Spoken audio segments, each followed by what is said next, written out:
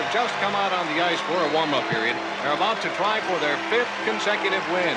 They're getting a good round of applause from their own booster club, who have traveled all the way from Charlestown to be here in Peterborough tonight.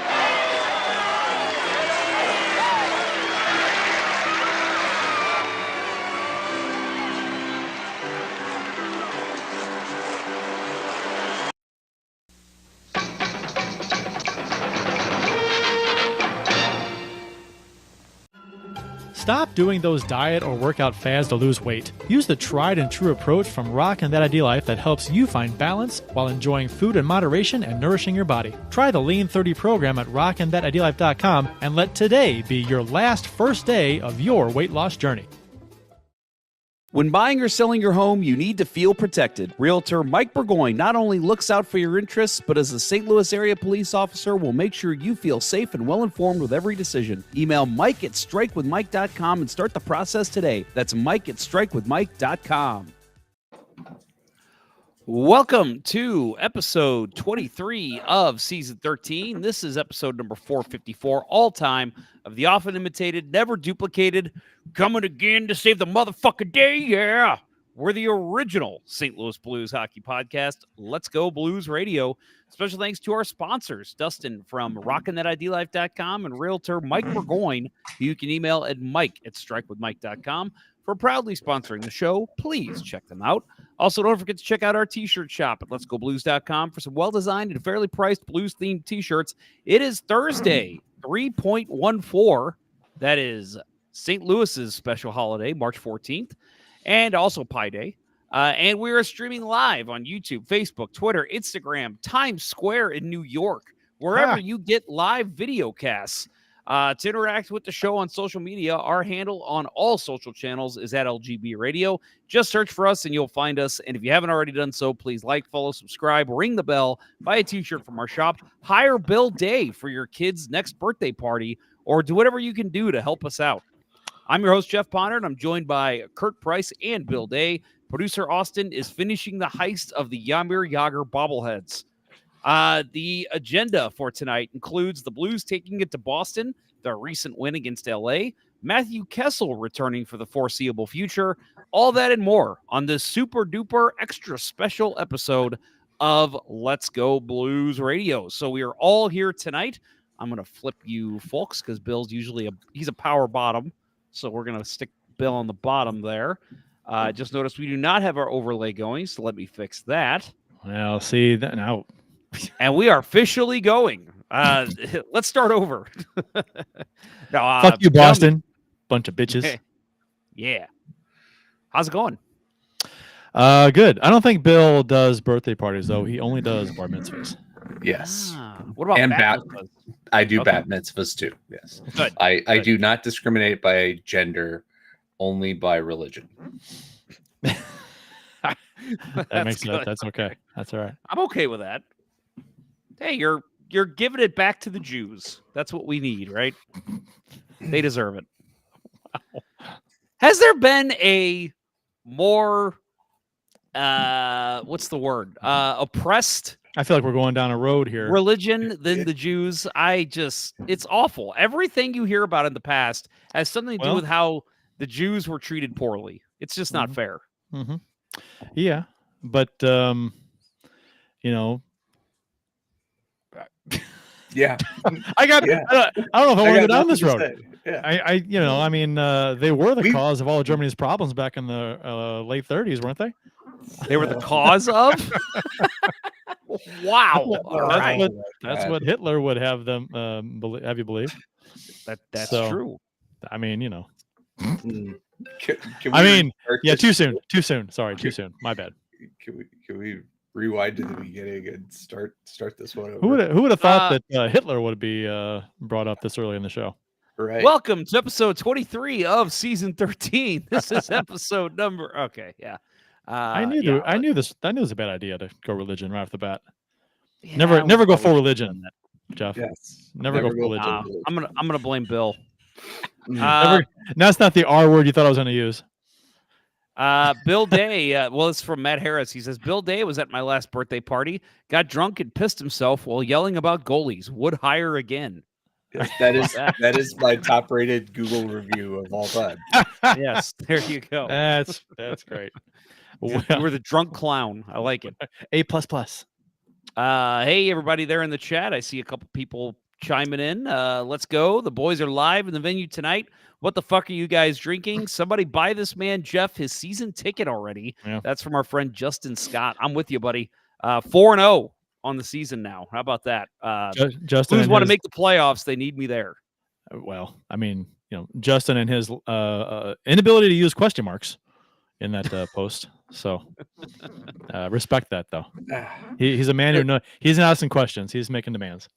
So I do have to ask though, Jeff. Was last night the first night that they gave up a goal while you were there? Because I know there were 2 shutouts in there. Let me think. No. The first game I went to against Dallas, the overtime one that Parayko won. Yeah. They gave up a goal that night. Very early in the season, right? Yes. Oh, well, that was like December 16th, I think. Well, that was last year. Yeah, it was last year. Time. Yeah. Huh. Okay. Yeah. That's a good point. I didn't think about that. I think I have seen 2 shutouts. Yeah. That's pretty awesome. And we should have had one last night, but right. But you said shutout. You said shutout at about 10 minutes of the third period. So I will say, really? No, I did not. Of course not. What's wrong with you? I will say last night. And it does apply to fans and broadcasters. There was a first. There was a first for me. I've been to, it's speculation, I'll say 400 Blues games. Not even kidding. Over my lifespan. Because a lot of those obviously were, I was in the media, in case you guys didn't know that. But I used to have season tickets when I was younger. But either way, first for me last night, I left the game early. What? You did. You had the kid in tow. I had the kid with me. So for those that don't know, my son has autism and Down syndrome, loves hockey, watches every game with me. But the problem is a lot of times, and I think this is what the problem was, he's in bed by the start of the third period. So last night he was having fun, had a blast. It was his first game of the season. Second period ends and he has to go to the bathroom. So I take him to the bathroom and then he starts saying home. And I'm like, no, there's still one more period. We got to finish the game out. Well, we went back to the seats and he got mad. And I think he just kept saying home. And I'm like, he's not used to 3 periods. And 2, it was like, we got up from the seats, which typically means it's time to leave. So he got upset. The wife and I tried real hard to just deal with it, but there was about 5 minutes left and I'm like, we gotta go. He's gonna start getting really upset, and we didn't want to piss anyone off around it. Not that they would care, but still we were like, let's just do it. I tried my hardest though. I walked very slow out of the building because I was like, if I can just stay until the final buzzer and then walk out, I never have to say I left the game early. But unfortunately there was still about 2 minutes left when we walked out of the building. Lesson learned. Bring a catheter. Bring a catheter next game. So don't leave your seats. The save of the week segment is not going to be like you got to see it. Yes. So you don't have to just hear me talk about it. Okay. No, I did see it live. And that was incredible. But we will get to that. Lucky man. Yes. I think I've started a question mark discussion in the chat. Question marks are for the weak. They're for quitters. What are we, the Calgary Flames? I don't. I like that, Justin Scott. That might already be our question or our comment of the show. Question marks are for the weak, Kurt. I like that. All right. So announcements to open the show. We very briefly, I will mention. I will say. I'll just say it. Last summer, it did start to feel like work. The summer series. I did the anniversary team and or the all-time team. Oh, it was a lot of fun to do, but man, it was like pulling teeth to get some of it done. And I'm like, man, this might be the last summer series. I thought when you had said that you were going to do it that way, and I was like, man, I could see like happening what happened. You know what I mean? Yeah. Because I could just it's just the way people are, and it Right. was great that they participated, but it was like you Yeah. need to get that information right, and Yeah, it was the just way probably like pulling teeth. Yeah, the way it was set up, it was definitely. I'll go with a different metaphor. You set yourself up for a cat rodeo because, man, yeah. you That's were that's wrangling pretty. cats. That's it. And yes, and also like just having to, because it's like you got to do the reveal show, and so I'm not going to do them by myself. Although I ended up doing one by myself. And it was just hard to get people to be like, know the players well enough to feel comfortable to come on. I know you guys do, but you're not going to join me every show. So it was difficult. And so I said, man, this might be the last year. I'm coming back this year. We're going to do it again. We're doing a summer series. I think this one's going to be a lot more fun. I've already filled you guys in on it. We're going to do some hockey influencers. I'm just going to have people on that are across the social media spectrum that are consider themselves hockey influencers. So if you can think of anyone off the bat that you'd like to hear from, that you'd like to maybe hear me interview, bring on the show, thinking about doing something more fun than just an interview too. The hockey guy. Yeah, that's one guy that's on my list. Yeah. The hockey guy. I do know one of the social media influencers very personally, so I don't want to say his name in case he ends up not How wanting to come on. personally do you know him? Very personally. Oh, that person. Ooh, Yeah. is it a lady? It is a man. Oh, Who treats Jeff like a lady? No, a man that I have been on the rink with many times. So I'm hoping to get him, and he knows a lot of the other people we can get on. I just figure it could be fun. We'll play games with them, do whatever we can, have a nice, lively summer series. So again, if you're thinking of anyone that you follow that you're like, oh, that guy would be awesome, or that chick would be awesome to hear from. Sorry, chick. Woman, the advocate for women's hockey, saying the Right. word chick. Right. what about What Steve Albers? No? The one to do so much for women's sports, right? The problem is that when I say dude, I talk about men, and when I talk about men, I say dude. When I talk about women, I say chick. I feel like is that equal? I feel like that's equal, right? Like that dude over there, that chick over there, like that's how I talk. Is chick derogatory now? It probably is. I don't know. I think everything's derogatory nowadays. Well, don't be that person. Don't be that. You're right. You're right. I don't know. Is it the accepted nomenclature for or I mean, Well, any ladies listening, let us know. Do you, I would guarantee if you call someone a girl a chick to their face, it's probably not the best thing that you can call them. I work with ladies lady that I Dudes say and ladies chick to, and she has no problem with it. I'm thinking ladies. I say ladies too. Dudes I say and that ladies? all the time. Yeah. Either way. So yeah, that's what we'll be doing this summer. So Justin Scott, you're not a lady, but he says you can't say chick, man. People will get offended. Okay, dude. Just never call chicks broads. That's all I know. That's from something. What is that from? UHF. Is that UHF? Broads don't belong in broadcasting. Oh, I've told my people once. I've told them a million times. Never call chicks broads. Why you slimy? There it is. That's what it was. Okay. All right. Let's get to beer. So we are. Oh, we're sticking with Kurt, right? Oh well. Okay. We didn't go last week. No, we didn't. No, we did. When we did go, I didn't go first because the Blues were sucking.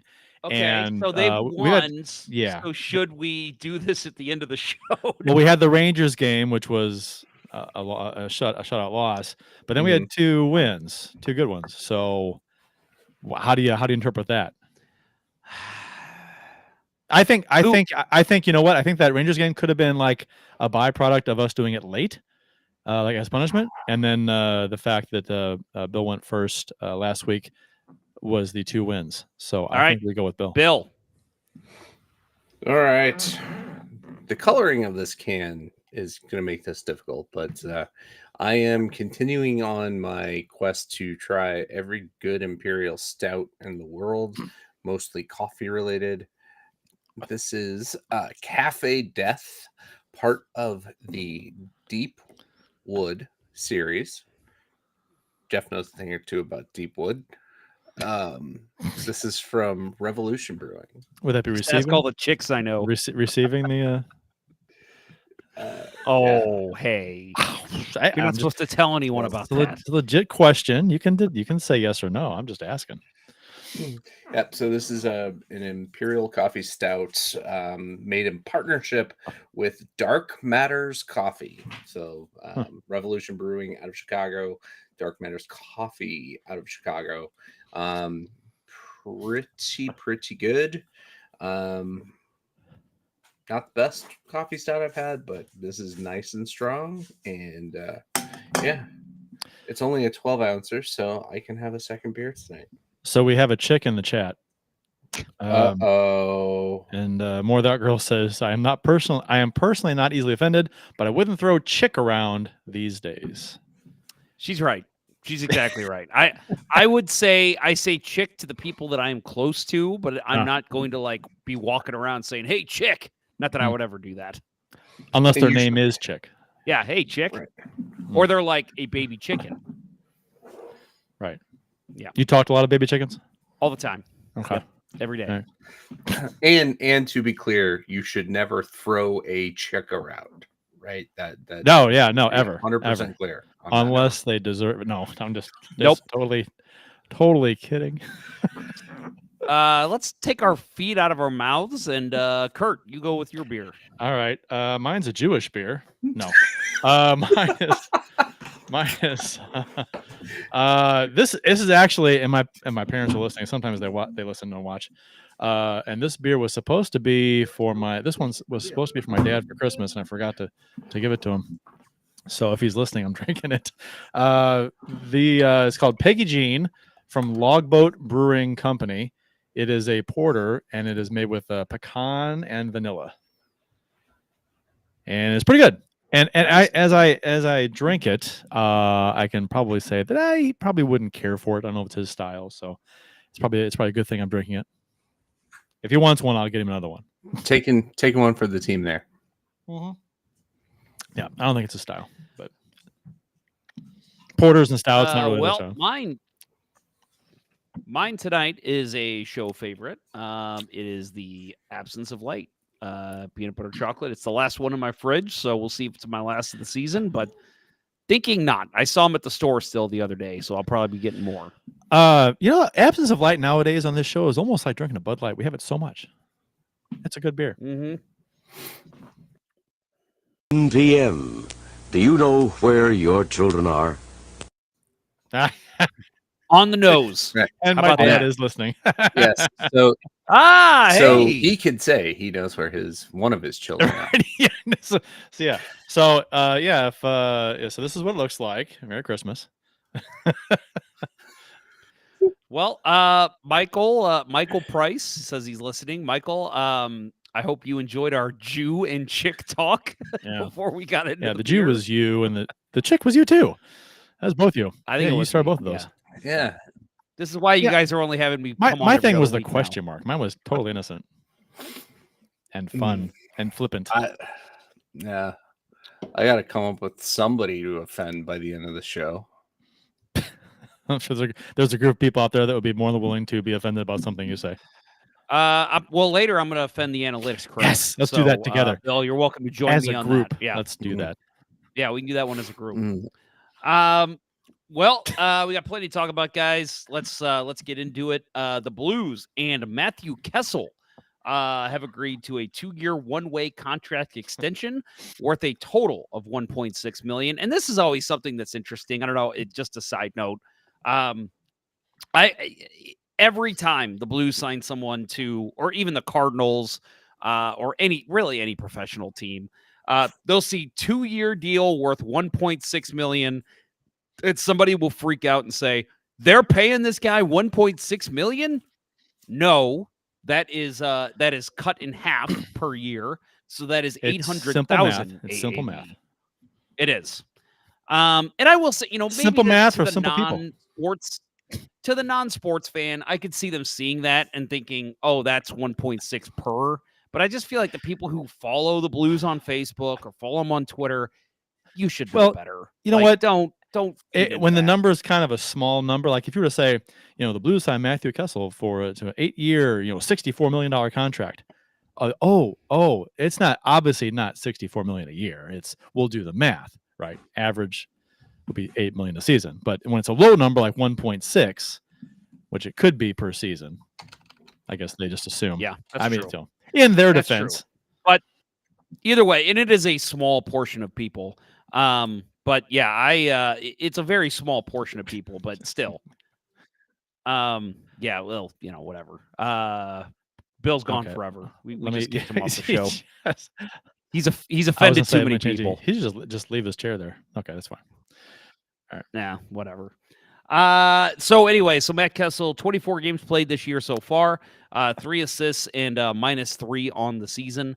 But we've talked about him. He was sent down just recently and came back up. I think since he's been back, he has looked like the Matthew Kessel from the first time he was called up. He had a rough stretch there, and again, I know I mentioned it on the show, but one of my favorite things to not my favorite things, but something I found funny was how he got his first assist. Clearly, to me, was his worst game as a Blue. You want to see him do more. You still need to see him and Perunovic score a goal. It's at this point, like, what are the betting odds? Who's going to score first? But you would think Perunovic. But then again, Tyler Tucker was the Blues' first goal scorer this year. So this was a contract that you assume this was coming. They weren't going to not re-sign him. What was he? He was he's going to be an RFA, right? This offseason or next season? Yeah. So they had his rights anyway. So they were gonna do this. So this should not come as a surprise to anybody. Who is floating around out there that is a let's see, what is he? He is a UFA. He is a UFA, and that is Rosen. Which he will be gone. And which is sad because I don't. You think they don't keep him around for a depth in Springfield? No, because I think he knows where his place is at on this team, and I think he knows he'll get a chance somewhere else. He's not going to get a chance. I agree with you that he'd probably want to go somewhere else if he's going to play in the NHL. That's the deal, right? If somebody can say, "Yeah, we'll play you," but how many teams are going to do that too? Because he hasn't played do you think a whole lot of teams? Obviously, they have scouts and they know they know players, but how many teams are like they? Do you think other teams scouts like him as much as we do on this show? No, so I think what it is, it's more, I don't think it's that a team is going to say, we will play you, you are going to play for us. I think it's more, if I go to another team, no matter who it is, I've probably got a better shot to play in the NHL and make the NHL salary, with a few, because the Blues have showed me they don't care about me, and I don't think they probably need to go to a team with a few less NTCs on the roster. So if any of those players are not producing the way they would like or playing the way they like, they may get benched and Rosen may get called up. You're not going to see any of the NTCs get benched or whatever in favor of Rosen. So, teams. I don't want to speculate who has room for a sixth defenseman, but he will be a fifth or sixth defenseman somewhere else. I still want to see him stay here. I would stay here. Yeah, I would love to see him stay here, but I think he'll go to a team that's going to be in a transition season or a rebuild. See, that's what we are. That's what we're doing. But we can't. I know. Like Jeff said, without the no trade clauses, right? That's we are locked in with this mediocrity unless they move somebody. Yeah. See, how great would it be to? It would be amazing to see. I mean, have one of them waive the NTCs and play a guy like Rosen or acquire somebody else. Obviously, if you're getting rid of a guy like a Krug or a Falk, you've got some money to play with, and maybe you can acquire someone, a higher level guy. But for this, for the time being, I'd just as soon rather see Rosen than a few of these guys on defense. Oh yeah, Justin Scott brings up a good point here. I will never understand why this continues to be the pairing, but I'm all for anything as long as I don't have Falk and Krug paired together. They've never worked for me. There was a brief period last year where I thought they looked okay, but this year especially, I do not like how they play together. They're the same person to me. And how crazy is it for me to say this? If you would have gone back to October and said, Jeff, you're going to say this in March, I'd laugh in your face. I think Falk's the one that I want to see go now. Is that I think Torrey Krug has Is that passed him recency up. bias though? Because Falk, Recency bias. and also Yes. Falk was dealing with injuries this season. He may still be hurt. That's true. You know, I mean, like Parayko almost was assuredly hurt last season when he was playing poorly. Last and Bouwmeester when he, about a year and a half, 2 years where he was just bad. He was hurt dealing with stuff. So I mean, there's that. If both are completely healthy, give me a Falk. But yeah, if this is who Falk is moving forward, that's the question. Well, but that, as I say, that's the question. Is it injury or is it just that's who he has? Well, thankfully, become? we don't have to make that decision because Armstrong would know that if he's hurt or not. But we don't. We won't ever probably. Well, maybe we will in the off season. But did we ever truly find out that Bouwmeester was hurt that whole time? Yeah. They said, but not Parayko last season. No one's ever said that he was hurt last year. Or dealing with something all season long, which we speculated on the show almost every week, but that he had to be hurt. He had to be dealing with something because he just didn't look like himself at all. Hey, Calgary just tied the game. Yay, good. My issue too is that with Falk, the question I guess is more because last year Falk was to me far and away the best Blues defenseman, except maybe Rosen. But of the NTC guys, Falk was the best, and I think that was hands down. I don't think anyone would even question that. Now my question is it injury or is it the fact they have a capable defensive coach and he's not playing well under a good defensive coach, or he's playing the same when everyone else has just upped their game that I think the fact that he was hurt earlier this season and had to start again, came back and had to start again. I think you have to think that it's very possible that he is just dealing with something that he's playing through. Just because he was hurt earlier, came back, had to sit again, then came back again. Yeah, it fits the pattern with Bouwmeester and Parayko as far as returning, can't sit out forever, come back too early, and try to play through it. And it's just I don't know. Here's the thing too is, sorry, I didn't mean to cut you off, Bill, but yeah, but you said coming back too early. It's like it's not like we are fighting for first overall where we need all hands on deck, right? Mm-hmm. It's like, I mean, is it the worst thing in the world if he sits out the rest of the season and gets healthy for next season? No. No. I mean, why are you playing him? But that's been a theme with this team, right? They don't apparently encourage people, take your time, get healthy. It's get healthy, get back as soon as you can. Yeah, why don't we have Tarasenko on the show and he can talk about the Blues medical staff and we can get his take on how he feels they operate. If he's a free agent this summer, that would be up to his agent if he can do interviews. We'll talk to his agent. Could ask him. Yeah, we'll see. Doesn't hurt to ask. The worst they'll say is no, and then ridicule you publicly and by talking to somebody saying, "Hey, do you know who asked me on this show?" It's ridiculous. And Let's buy go out radio. our podcast. Yeah, they would buy us out, and they would take over our studios. Which, then we'd be part of the Clear. Was it Clear? That company that owns all the radio stations in the United States. Clear Wire. I don't know.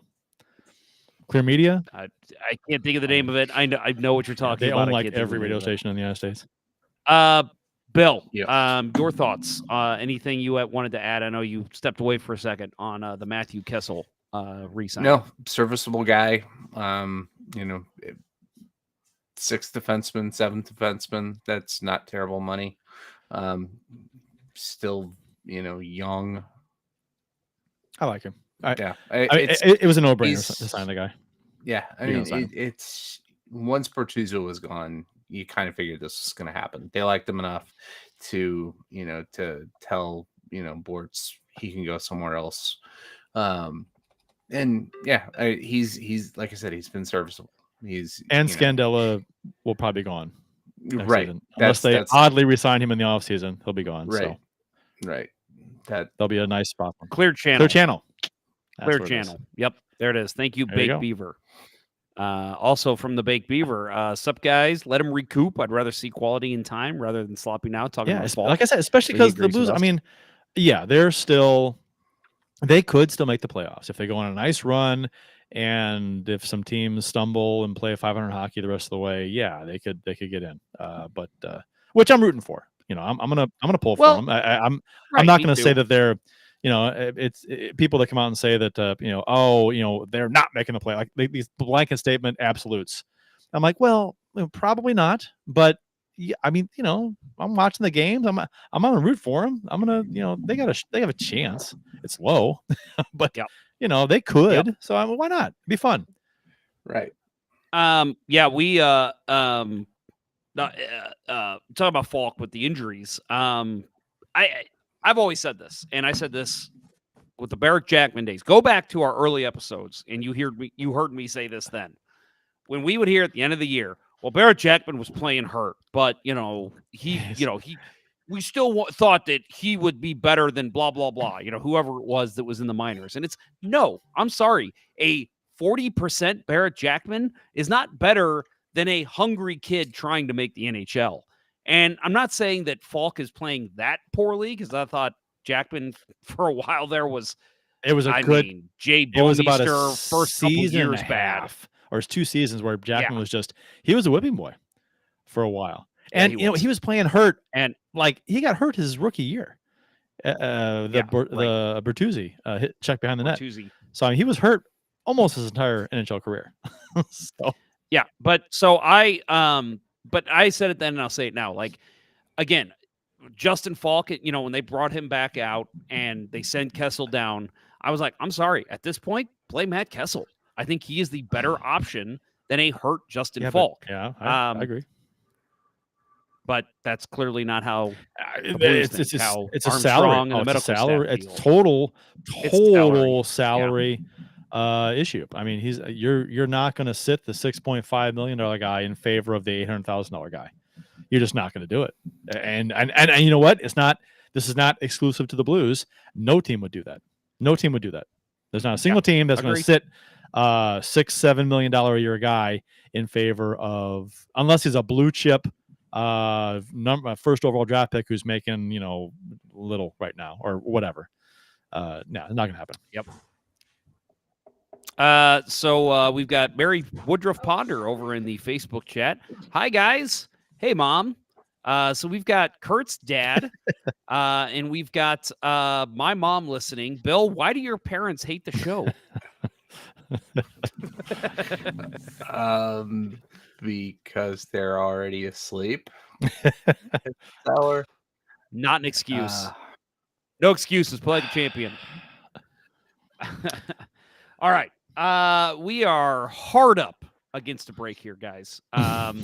So let's take it. Although I know, I saw you just mentioned Kurt or Ken Morris in the chat. Barrett Jackson was Rookie of the Year. Barrett Jackson. That sounds like like an auction show you watch on a Motor Week channel or something. It is. Had to give you trouble there, Ken. Yeah, lost out, and Zetterberg finished second. And there was a quote from Doug Wilson? No, not Doug Wilson. Doug Wilson was the GM of not the Doug Sharks. Wilson. It was the coach of the Ducks, I think. Anyway, at that time? not Doug Wilson. The Wilson that played for the Blues. What was his first name? Ron Wilson. Ron? Yes, he was coaching the Ducks, and I think it was him that said this. Don't quote me on this, but I will quote him on this. He said that Jackman won the Rookie of the Year, but Zetterberg will be the better player at the end of their careers. I'll guarantee you that. And so there you go. He was right. He was right. And I'll always say that, again, not saying Barrett Jackman was not great his rookie season, but I'll always say it should have been flipped.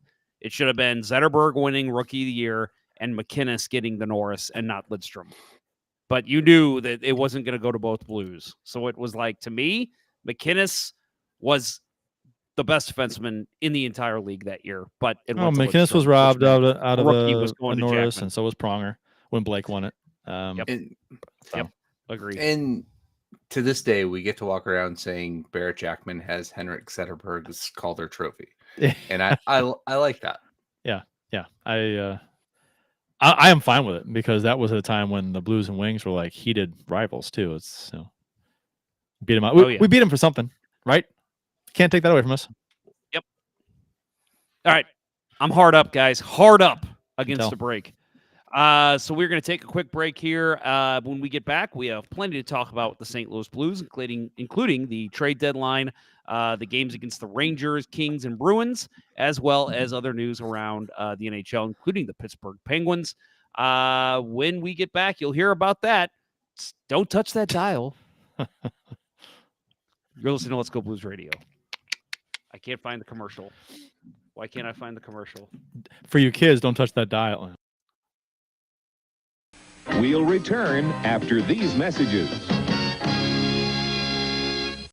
We've all tried a diet or workout fad at one time or another, but it always ends the same, right? We either lose the weight and then get back to our routine, but then put the weight right back on, or it just simply never takes hold. It's time to move into a habit-based program that focuses on organization and simplicity. Rock and That Idea Life's Lean 30 lays it all out for you with the correct food to eat, how to meal prep, and even sprinkles in plenty of healthy recipes. With Lean 30, you'll get the full ID Life arsenal, including energy for that needed kick, a tasty Nourish shake for your needed fiber intake, Slim Plus to help control your cravings and provide a metabolic boost, Lean capsules help bust those sugar cravings, and ID Nutrition gives you the added punch you need that takes the guesswork out of what supplements to take. Join the many who are seeing success and make this your last first day on a new program. Visit rockandthatidealife.com to get started, and remember to email Dustin at rockandthatidealife@gmail.com for an extra 10% off exclusively for Let's Go Blues Radio listeners. Start your transformation to the confident, vibrant person you've always wanted to be with rockandthatidealife.com. St. Louis hockey fans know how it takes a reliable captain and a team of hard workers to achieve major goals. As a police officer and a hockey player, realtor Mike Burgoyne would wear the C in any situation. As a leader in the home buying or selling process, Mike has surrounded himself with a team of trustworthy inspectors, lenders, and escrow officers that work together more cohesively than Hall & Oates. And as a member of many teams in his life, Mike knows the service our first responders, veterans, nurses, teachers, and yes, even you Let's Go Blues Radio listeners provide the community, so he offers special rates to those individuals. Find the value in Mike's leadership and teamwork today by emailing him at mike@strikewithmike.com or calling 314-753-4060. He'll work closely with you and only show you the homes that match your goals. That email again is mike@strikewithmike.com or call him at 314-753-4060 and succeed with your new teammate today. And now, back to Let's Go Blues Radio, the longest running St. Louis Blues podcast with Price, Ponder, and Day.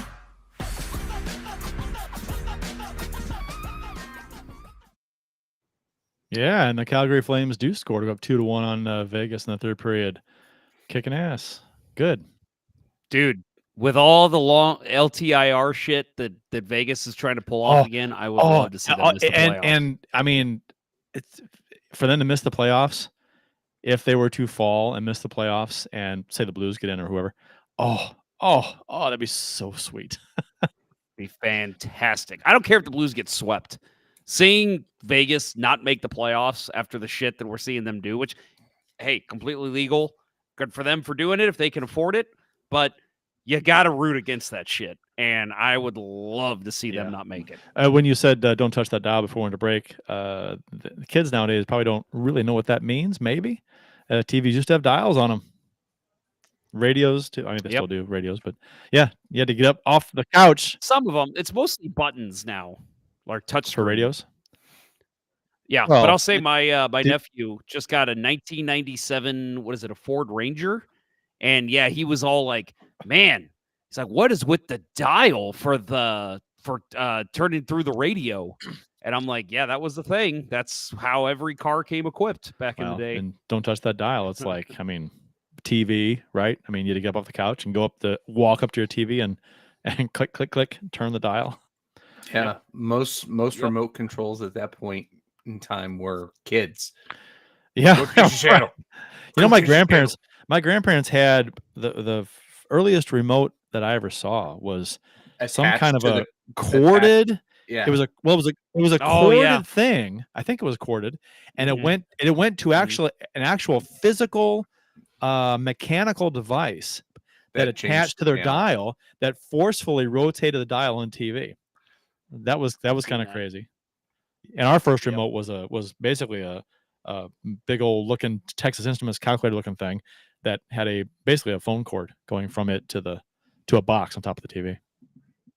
I remember when I was a kid and I'd lay in front of the TV watching cartoons on Saturday morning, and it'd be like, oh, I got to switch to whatever, channel 5 for this.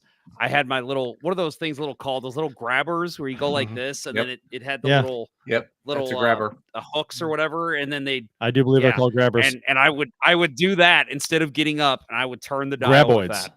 Graboids is what they're called. Is that what they're called? That's from Tremors, the movie. Graboids, Tremors, the movie. Kevin Bacon. You've never seen Tremors? Okay. No, I've seen it. I was probably 6 when I saw it. Yeah, I've seen that thing probably 20 times. That's the one with Michael Gross from Family Ties, yeah, right? And yeah, the it worms. is. Yeah, and the undergrad, the graboids. Yeah, they called them graboids. Well, the Blues made 0 moves at the trade deadline. I know you guys, I didn't watch the show, but I know you probably discussed what could happen. I know the week before we talked about, what we wanted to happen. I just wanted to see some moves in terms of getting rid of guys to get draft picks. I wasn't expecting anything crazy. I thought if you can move a Kapanen for a 7th or a Scandella for a 7th, that's what I was thinking. Like, just get rid of these guys. You don't need them. But that didn't happen. And if you listen to Doug Armstrong's presser afterwards, he basically said there wasn't a market for those guys. They weren't there. Whether you want to choose to believe that or not, that is what he said. So yeah, I guess you got to go by his word. And I think everybody would have liked to have seen them get something for them, because those are guys that they're just not going to resign more than likely. So you want to get anything for them if you can. And people were pissed. People were like, just get rid of them for anything. And I was like, yeah, I agree with you. But then after hearing the press conference and still hearing people say, hey, just unload them for anything, whatever, future considerations. And I'm like, if nobody's a buyer, if nobody will take him, you can't you can't trade him away to somebody who doesn't want him. But we did get future considerations for Malcolm Subban. We did trade Malcolm Subban. A lot of people actually didn't even realize that, because it's such a minor league move. And it was Malcolm very Subban, late in the day when it came out. Yeah. Malcolm Subban went over to the Columbus Blue Jackets for future considerations. He was instantly assigned to Cleveland of the AHL.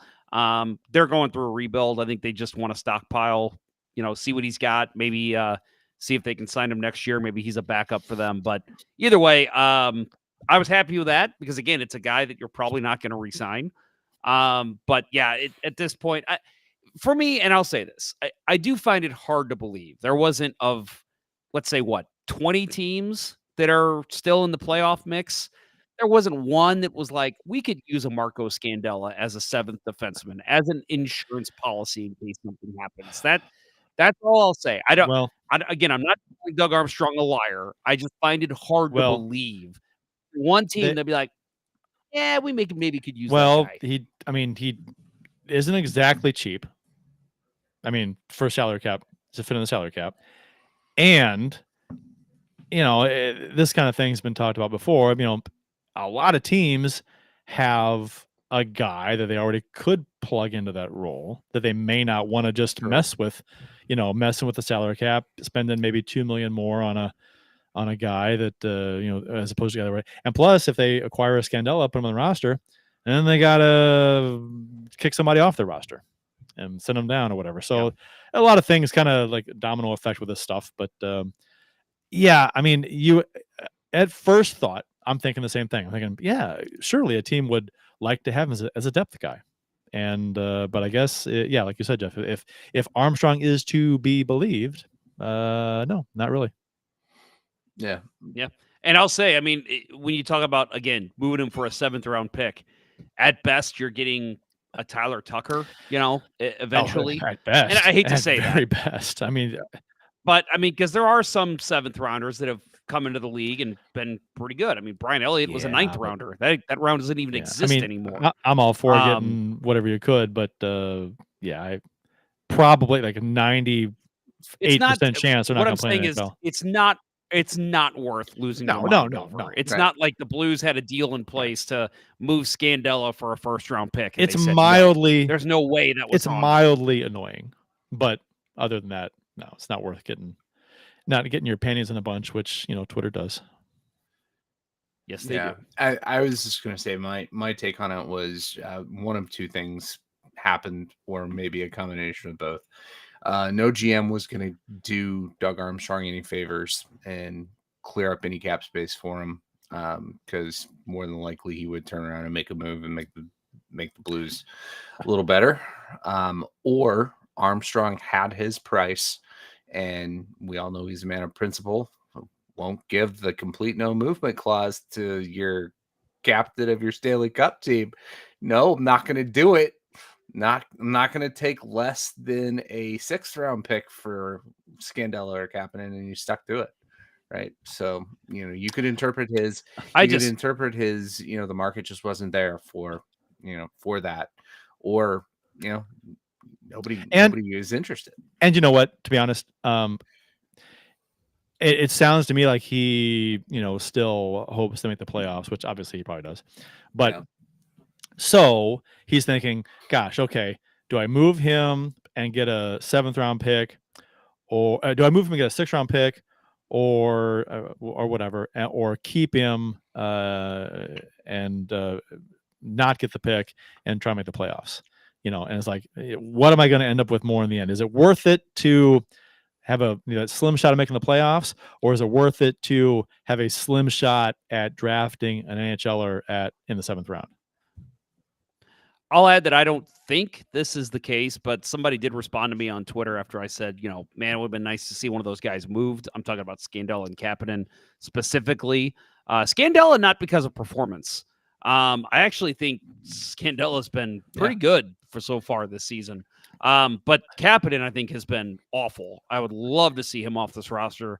But yeah, somebody said, oh, well, they didn't trade Scandella, so that means that they're going to resign him. No, I don't think that's the case, but that would absolutely piss me off. Like, if they did have plans to resign Scandella, and again, not because he's been bad, but because you've got a pipeline of guys that should be moving up here. You've got plenty of dudes that are blocking the way that really shouldn't be. Scandella would just be another veteran that's not necessary on this roster. Pietrangelo was just brought up, and the Flames just scored a 2-on-1 with Pietrangelo back. 3-1 Flames. Very nice. He did not defend that well. Yeah, I was going to say he was back kind of far. He wasn't in the passing lane at all. No, not at all. My cast dropped, so I missed it all. I'll have to pull it back up. Mine did too. My Roku reset about 3 or 4 minutes ago. Yeah, Spectrum, what are you doing? But I was going to say, you talk about Kapanen, right? He you mentioned he was pretty good the last game. I thought he was really good in the Bruins game too, right? Yeah, that's what I was talking about. He was. It's like not trading him was like making a trade because don't say it, Bill. Oh, we have to once a year. You're gonna have Bowtie wanting to come on the show and talk to you about that. It's just after the trade deadline, he's shown to be a different player. So that's we'll get into it. We'll get into those games, but man. Well, Bill, what do you say we do that now? Let's do that. Do we have to talk about the Rangers game? We'll talk about this one very quickly. The Blues did lose their 3rd in a row on the East Coast trip, 4-0 to the New York Rangers. Our last show was the post-game show after the Devils game. So on this trip, at this point, after the Rangers loss, 1-3-0 on the trip, outscored 13-4. Remember, we don't count that shootout goal they scored against the Flyers. Shootout win over Philadelphia, and then losses back-to-back to the Islanders, Devils, and Rangers. Which, Kurt, I'm going to mow your lawn here. You said this in the chat, and I think you're wanting to bring it up here. I agree with you 100%. I'm going to give you credit. This loss didn't piss me off because it was a good game. I thought the Blues especially came out in the first period and played really well. But Shesterkin shut them down, like he always does to every team in the NHL. And the Rangers are a damn good team. It was the losses before that that kind of got to me. The Devils and Islanders, you had to win at least one of those. Yeah, the Islanders were in a similar spot to the Blues.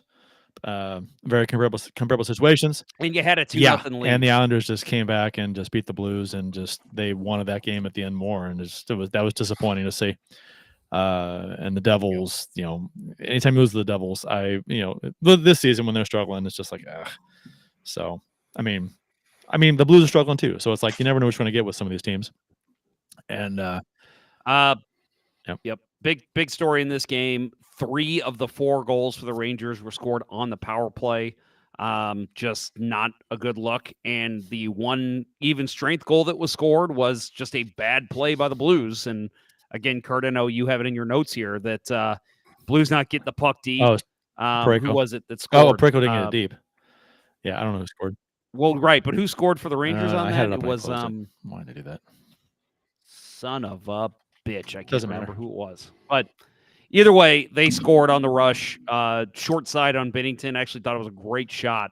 Don't blame Binnington on that at all. But especially since, he had no help. So the one bad, super bad 5-on-5 bad play they made, and then 3 power play goals against on 6 opportunities is what doomed the Blues in this game. Trocheck scored the first goal. Trocheck, that's right. Yep. Yeah, he had 2, right? Because he needed to deflect in the first one, too. No. Trocheck had the first goal, then Vesey, Kreider, and then Kakko. So it was Vesey. Yes. The Vesey second goal. Second goal. My bad. Yeah, second goal. Yep. Vesey. Yep. Okay. Yep. So, and Justin Scott does bring up a good point, and I'm sorry, I'm not going to talk to these in extreme because I actually don't remember them all. The Rangers had 6 power plays, and 4 of the 6 were terrible calls. I remember specifically 3 of them being very upset over. So, I agree. But again, bad calls are part of the game. You have to be able to kill those penalties off, and the Blues didn't do it. Still. So, and Justin, I'm not saying you're doing this, but you can't blame the officials when you give up power play goals. Yes, you can. They are partly to blame. Well, okay, and because and I agree with you. Bad calls happen. You got to deal with them. But if the other team scores against you when it's just a bad call, the bad call was part of it. And you didn't make up for the fact that it was a bad call. You didn't step up and prevent the goal. But sometimes you're playing against a pretty talented team, and they'll score a goal against you. Maybe it's through no fault of your own on the PK. But sometimes, as fans, bitching about the officials, that's a God-given right. But you got to do it smart, because man, if you bitch about the officials like the Boston Bruins fans did, you're going to sound like a bunch of morons. Yeah, awful. I mean, and that goes back to the 2019 Cup Final. How many times were we literally? I'm sorry, I don't care what anyone says in Boston.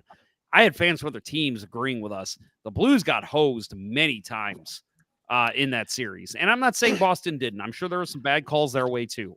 But the Bozak trip. Stanley Cup final. It comes to mind.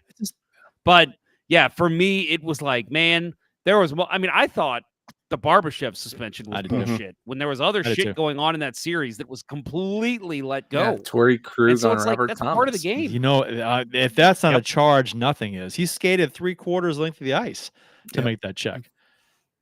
There was one Marchand, I think, on McEachern, but I could be wrong. But I even put a video up on YouTube that was like, hit to the head. This is exactly what they say is a hit to the head, and it wasn't even a penalty in the game. Yeah, and it's a Stanley Cup final. It's going to be physical. Teams want to win. It's going to be chippy, rough.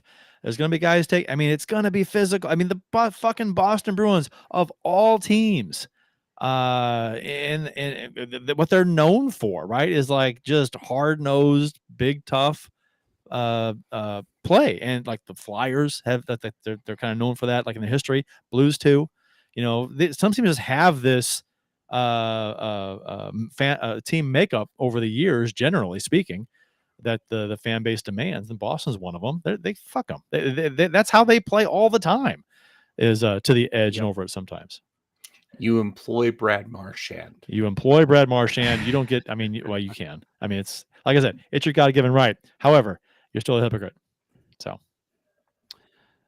in this game again, talking about goaltending, Jordan Binnington, 35 saves on 39 shots. Especially again in the first period, there was multiple chances. Brandon Saad had a good one. Kyrou, I think, had a breakaway in the first period. Buchnevich had a point-blank shot from in between the hash Kyrou marks. had a breakaway, and he didn't think score. So yes, I could be wrong. Shocker. No, I know, right? But still, I thought Shesterkin played fantastic. I thought Binnington played really well. And early in this game, and Bill, I don't know if you had the same feeling in that first period, even after the Blues were down 2-0, I was like, man, this game has the makings of my kind of game. Goaltending duel, good defense, players going all out, still having good chances, but the goaltending is coming up huge. I love games like that. It kind of calmed down after the first period, but still, just good goaltending all around. I thought the Blues let their foot off the gas. And again, it does happen. It's a momentum swing. They give up that goal late in the first period. I thought they weren't the same team after that.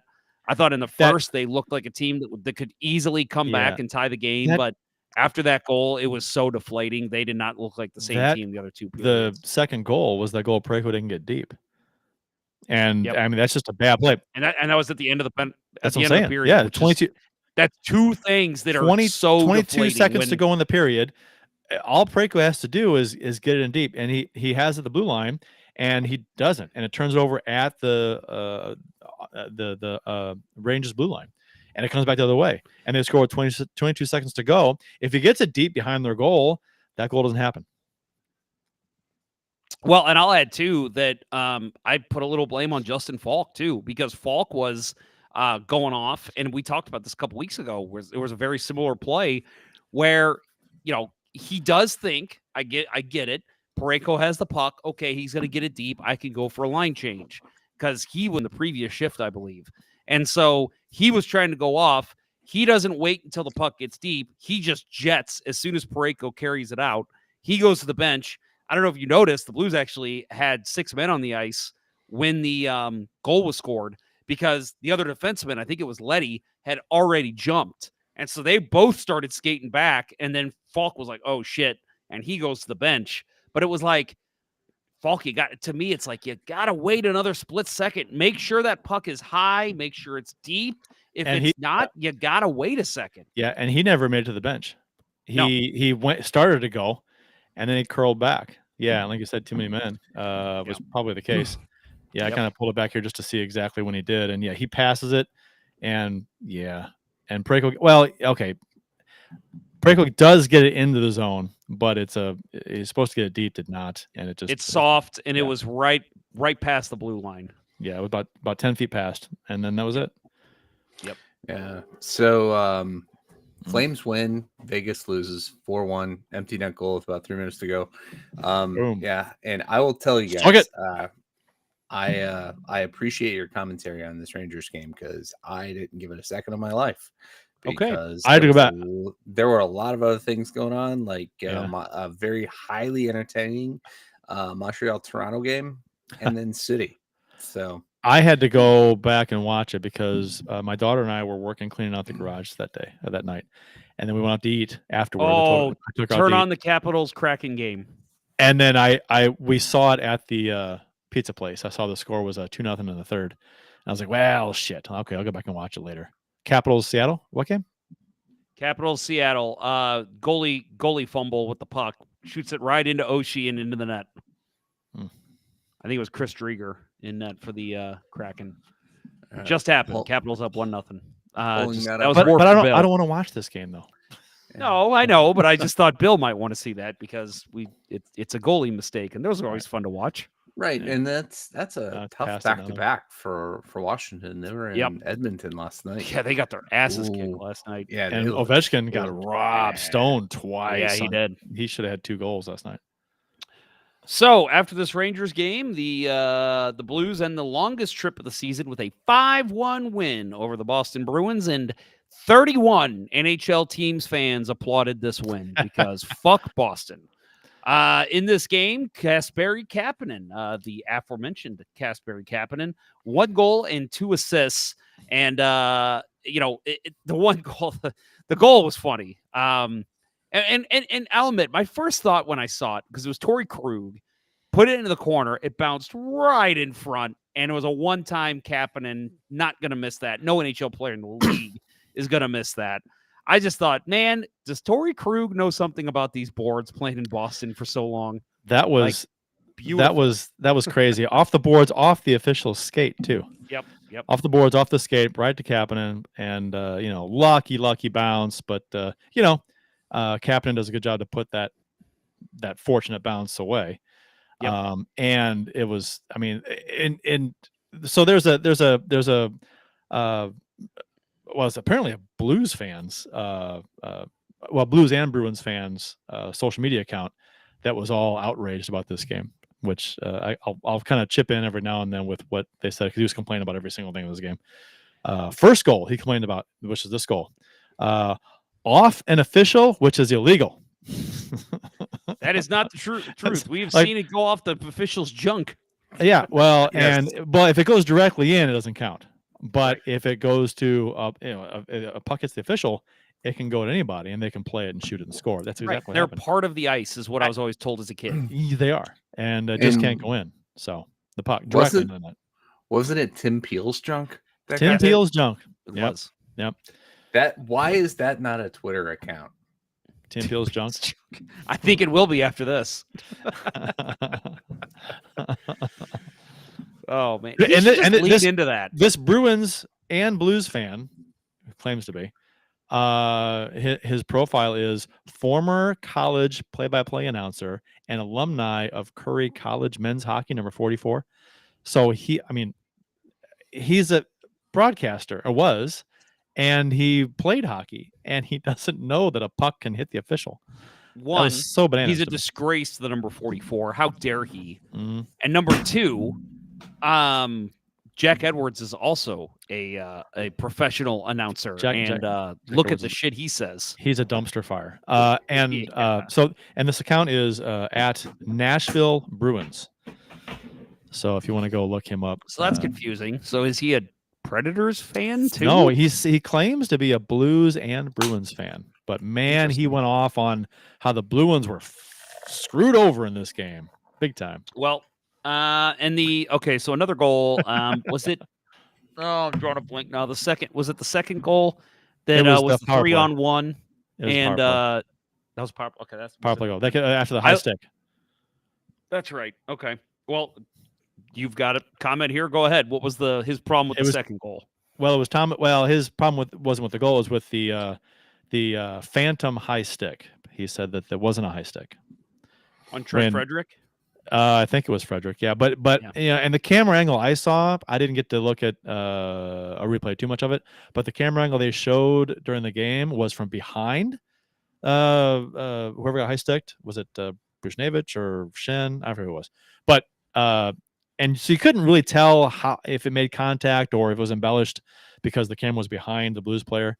But I don't know why you would think it was phantom. You couldn't tell from the angle I saw. So, but anyway, that was the Thomas power play goal where he one-times pretty early in the power play. That's right. Beautiful shot. Beautiful shot. Oh.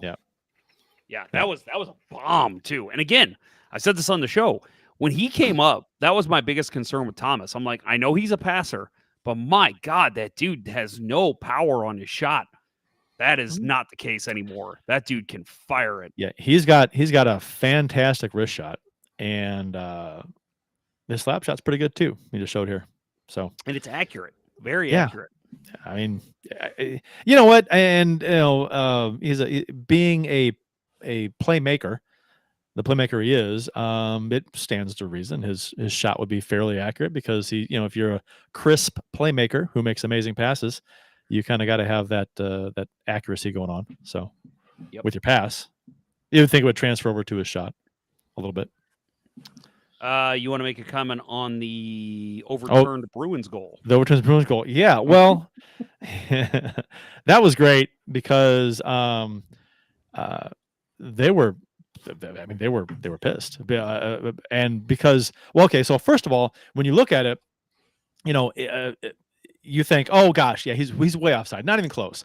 But then you think, oh, okay, wait a second, Krug touched it outside the zone, and because he touched it, he kind of deflected it or swiped at it, and then the puck came into the blue zone. So if a defensive player brings the puck from outside the blue zone into the blue zone while there's a Bruins player in the zone, it's not offside.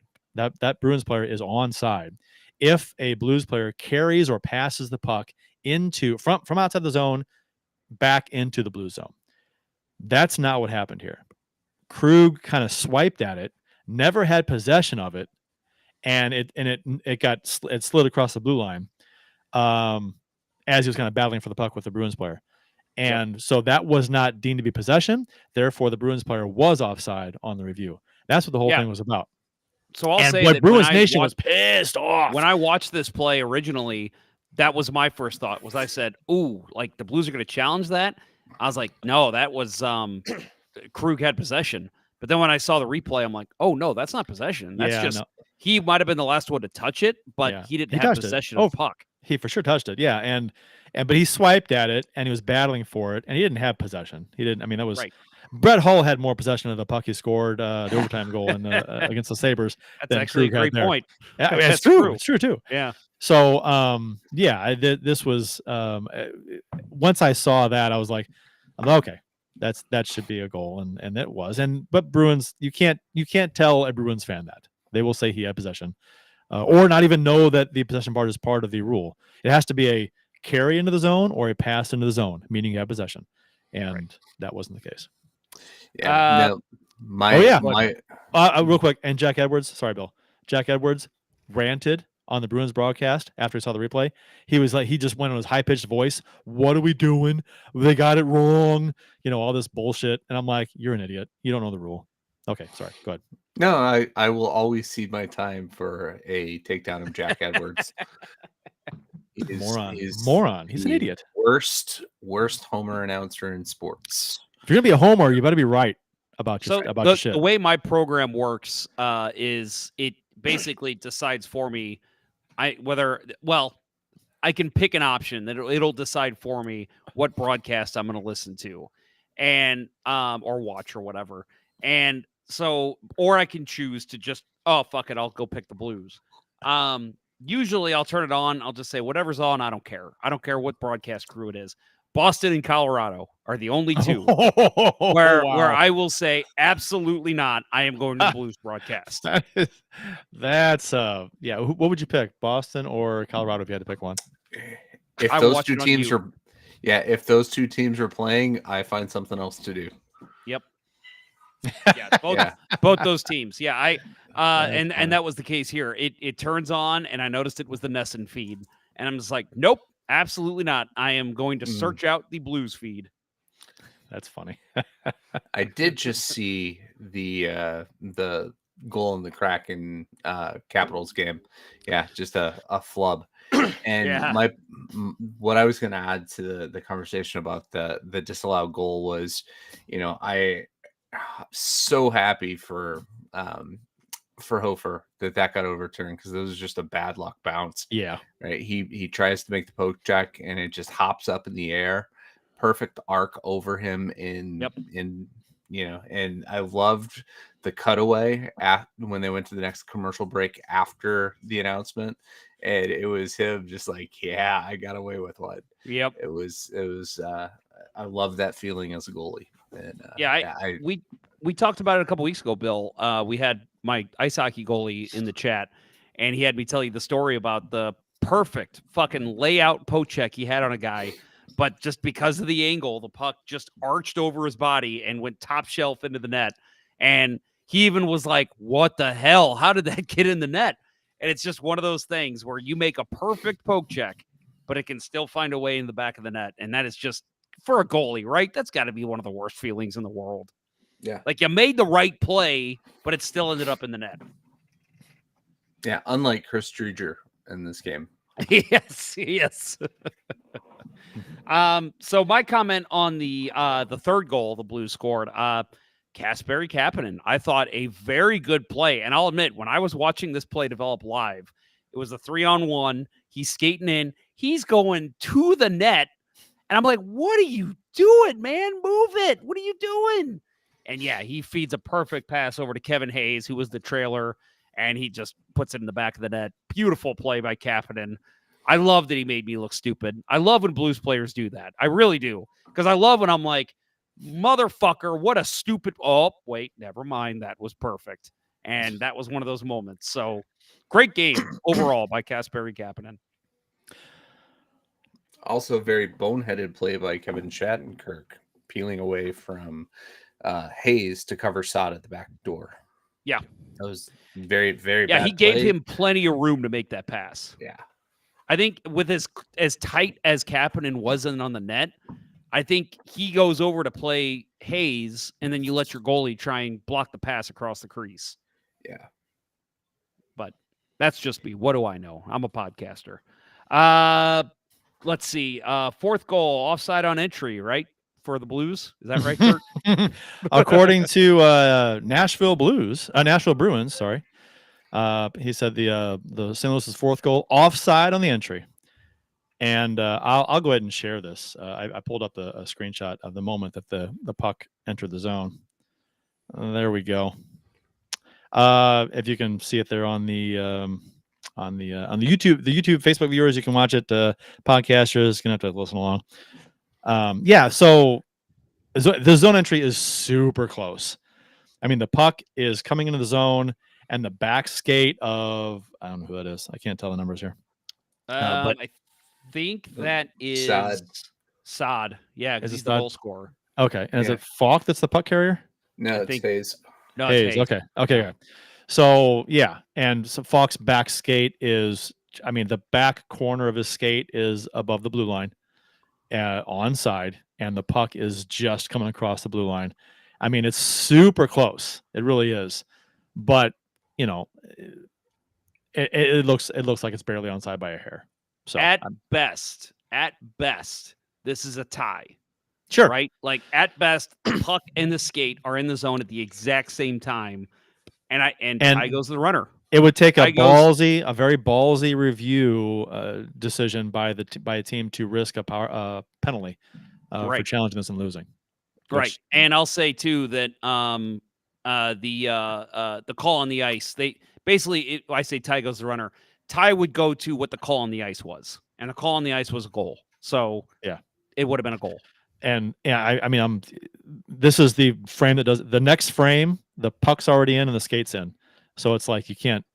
And this frame that I've got it frozen on, the puck is like halfway across. I mean, it's like half the puck is like across the inside edge of the blue line, so it's like getting ready to go, and the skate is about to the same spot. So I think the right call was made not to challenge this, because it's like, this looks like, if anything, it is onside. Or you said, Jeff, at worst for the Blues, it's a tie. And I don't see how this benefits the Bruins in any way. It's not clearly offside at all. And I'll say too, to get pissy about this, like this gentleman was, it's silly, because we all it's such a ticky-tack thing, right? And it's like, you can't get pissed about a ticky-tack offside, because it's just, again, like you said, Kurt, if it comes down to it and you challenge, and at best it's a tie, your team's getting a penalty. Yeah. So it's better to just not challenge and not get the penalty. And how many times do you see a team challenge an offside call and lose? Rarely. Right. Rarely do you see an offside challenge lost. It's almost always nowadays upheld, overturned. Right? The call on the ice overturned. Yep. So what's, how accurate has the Blues team been this year? Right. I think we're perfect on offside challenges. I think so. Yeah. Oh, yeah. I let me put it up there. There we go. All right. We're doing the same damn things. We really are. We're clicking. One mind, Kurt. Yeah, I'm clicking. You're undoing. You're clicking. I'm undoing. So Justin Scott, and I didn't know this. Jack Edwards tweeted after the game, and I quote, "Players can win games, coaches can lose games, referees and linesmen can ruin games." What a fucking crybaby. You know what though? Honestly, he's right. I think he is right. He is right. But not in to this game. bitch about this game, Not in this game. come on. The Blues dominated this game. Maybe not Well, I shot-wise. don't say they dominated. I don't want to say dominated. They but- played very well. This was not the referees losing this game for the Bruins or ruining this game for the Bruins. I think the Bruins played well. I think the Blues played well. It was a good game. It's a good game. And the Blues just happened to score more goals than the Bruins did. I mean, I thought the Bruins took it to the Blues early on, especially in this game. And then the Blues got the first goal. It was not unlike the first period in the Game 7, except the Bruins weren't quite as dominant in this game early on. Right. But the Nashville Bruins guy, he's kind of just like echoing what Bruins Nation and Jack Dumbass Edwards is saying about this game. And it's like, you talk about a blind. We'll bring up later about people who watch games with bias. This is it. Jack Edwards. Bruins fans in general, apparently, just cannot be, be neutral on anything. It should be super easy. It should be super easy to be impartial on a game like this when you have a fantastic team and you are in the playoffs. What are they in first place? Mm-hmm. Yeah. Yep. Well, who cares, right? You lost. Be fair in your analysis. Who cares if you lost? This isn't like a game that you needed to win to get that second wildcard spot where you're like extra bitter. You're in first place before this game. You're in first place after. What do you care? Why do you care that much? They are not first place. They are going to play the Leafs in the first round as the 2-3 seed. Okay. Florida is your clubhouse leaders. Right. Okay, that's right. Either way. So are they? Oh yeah. Well, they are 1 point behind Florida. So they're fighting for first in the division. Still, with that said, they're a good team. Blues are on the outside looking in right now. Right. And again, I just want to point out that I lost my bottle opener and I just used scissors to open my beer. So are those kitchen scissors? Because kitchen scissors come with bottle openers. Yeah, they should come with bottle opener on it. Yeah, somewhere. Mine does not have one. It's like the inside of shitty kitchen. The scissors. inside of the scissor. Yeah, should have a clip. Because it's a pair of like one side, like one arm is a scissor, the other arm is a scissor, and together it's a pair of scissors. Right? Sure. Life lessons with Kurt Preps. It's like a pair of pants, right? We got one pant leg, another pant leg, and together it's a pair of pants. Correct. What did you guys? Okay. What did you guys think? Sorry, I'm just moving on. You thought you were going to get credit for being MacGyver and you got what did you guys think? No, I was proud of myself, and I don't think those. I'll have to bring them next time I come to You're proud of yourself for figuring out kitchen scissors. I'm pretty sure those do not have that. Maybe they're not Christian scissors. I don't know. Either way, so that's great. What did you guys think of the Bruins pulling their goalie with like 9 minutes left? They got what they deserved. Yeah, I mean, it was a real Patrick Waugh moment. Yeah, that's pretty early. Yeah, I mean, it's since Waugh started doing it, it is all of the risk analytics say you should do it, right? Not that early though. I mean, I'll do it that early. Yeah. I know they say. I know. When I heard that a while back, I was like, wow, that is really early for the stats that say that. Well, you should. Yeah, and I think it's within 10 minutes with half the third period left. Yep. Isn't that I mean, to me, I guess if I'm coaching, I might strategically pull a goalie with 8 minutes to go or something during a power play to get a 2-man advantage. If you need 3 goals or something, just to get 1 goal, I do it at that point, or do it like at the tail end of a power play so you can continue to have the man advantage for like maybe 3 minutes or so. I don't know. That I wouldn't just pull them out of the blue with 8 minutes to go down by 3. Because I'd have to have something to like an extra advantage, like okay, a man advantage plus another for a 2-man advantage, something like that. It was clearly strategic and meant to catch everybody off guard, and it caught John Kelly off guard. Yeah, it did. That's a good point. Yeah, to do it with that. Yeah, that's a good point. I mean, it's still it burned him right away, but still. I'll admit I was hoping when I saw, because they didn't. Yeah, like you said, like Kelly didn't know. Jack Edwards didn't know because I heard that call too. Because I think it literally had just happened. Like they just pulled him, and then the puck goes down the ice and in the net. Were you guys like me? Nothing against Jeremy Swayman. I actually like Jeremy Swayman as a goalie. Because he reminds me of Binnington, to be quite honest. But which that's a whole other conversation. But I actually appreciated, or I was actually thinking, I'm like, man, nothing against Jeremy Swayman. I kind of hope he still had a foot on the ice, so it wasn't counted as an empty net goal. But I watched the replay and I'm like, damn it, he was on the bench. He was clearly on the bench at that point. But yeah, no, I agree. I think he's he's an amazing goalie.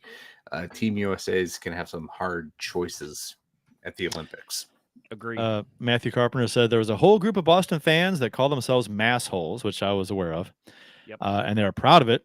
Don't take them seriously. And Jack Edwards freely admits that he is biased when calling games.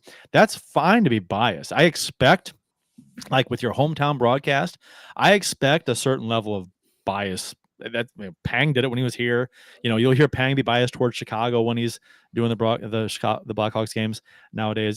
That's the hometown broadcast. They probably most fans, I guess, want that. I don't, but most fans do. But here's the thing.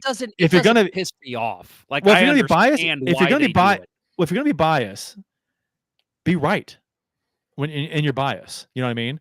Like, root for your team, cheer for your team on the broadcast, in a respectable way, but don't fucking be flat out wrong, and don't lie about shit on the air, or just don't be ignorant about stuff. I mean, if you're gonna be biased, be right, because you can be biased and be right. That's you can do that. That's impressive, actually, to be a biased broadcaster who's I'm rooting for your team and to be right about stuff. If you're wrong, then you're just an asshole. Right. Asshole. No, I agree. Asshole. Yeah. No, I have no problem with bias. I can deal with bias. I'm with you. I'd prefer they weren't, but I get it. It doesn't piss me off. It doesn't bother me. But when you're just flat out wrong and stupid and just ignorant about it's annoying. Then I'm sorry. I can't stand you. And I feel like that's Jack Edwards, and I can't think of his name, but the Avalanche announcer does the exact same thing.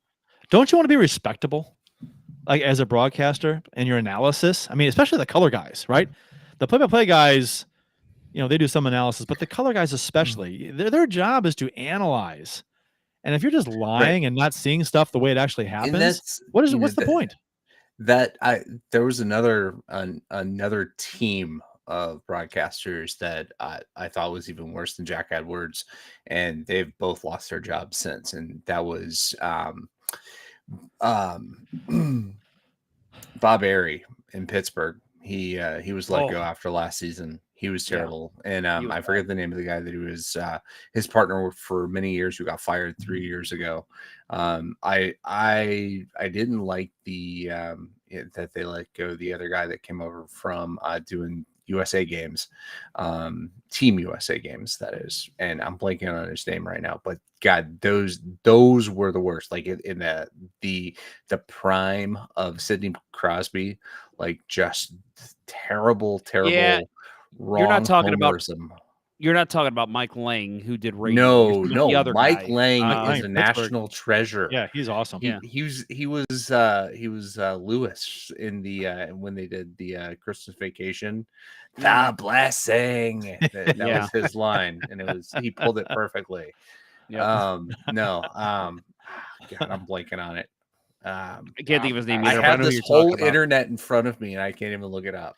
Look it up. Why can't you? No.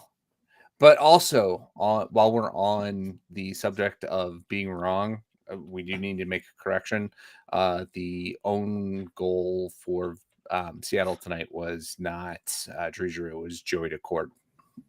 Oh, it's Joey Decord. Okay. Yeah. We're going to talk about Swayman shoving Walker a couple times. I loved it. I did too. Yeah.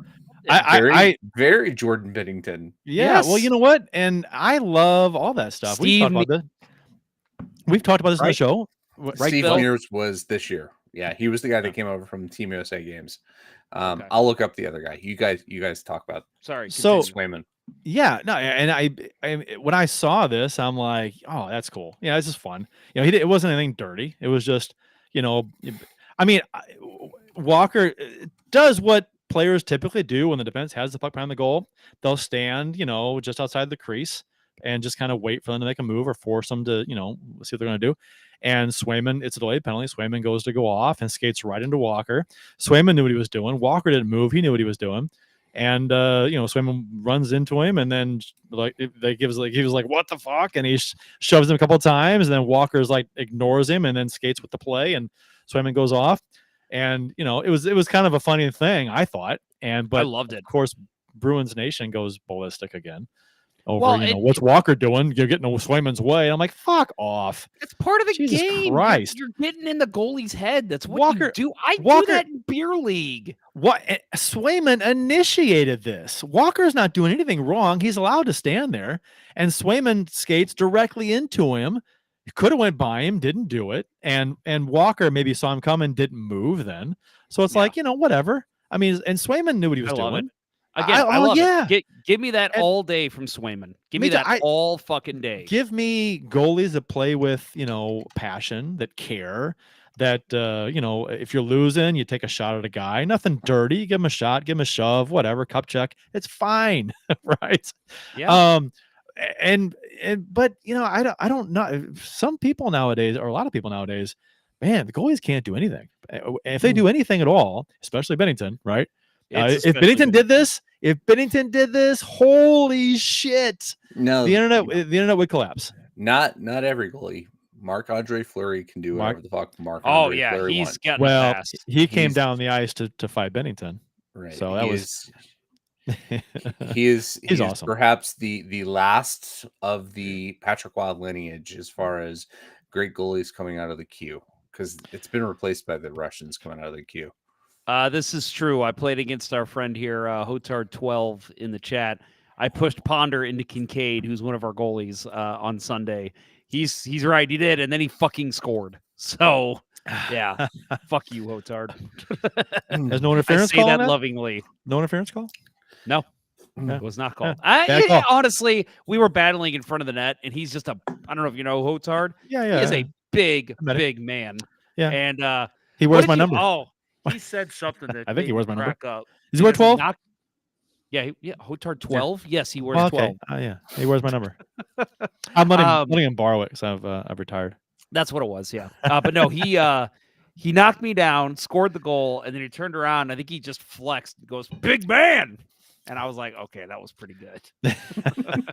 Boy, if Jack Edwards were calling that game, he'd be posting on social media. The ref stole the game. That's right. And to tie a bow on that, Paul Stegerwald was the Bob Airy partner that was insufferable, and actually they had a whole thing that they had to apologize for. But I think we can move on because this is a Blues podcast, right? Why do people hate when goalies stir things up a little bit? Why do people no, I'll rephrase. Why do people fake the hate? They love it internally, but they project hate. They love watching it. They can't look away. They can't look away. Everybody loves to bitch that goalies like to dive, and that we use the you can't hit us even if we're out of the crease, and it's all just part of the act, right? It's all bullshit. I don't know why. The fake outrage. Why can't you just embrace it for what it is? It's amazing. Matthew Carpenter, sorry, I think it's Matt Harris. I am taking away your comment of the show I gave you earlier. I'm giving it to Matthew Carpenter on Facebook here. I don't care what position the player plays. I'll take guys that you have to tell to dial it down a notch over guys that you have to kick in the ass to get any intensity out of them every day of the week and twice on Sunday. Great show. Great and comment. I think we're all thinking the same terms of goalie. Jake Allen versus Jordan Binnington.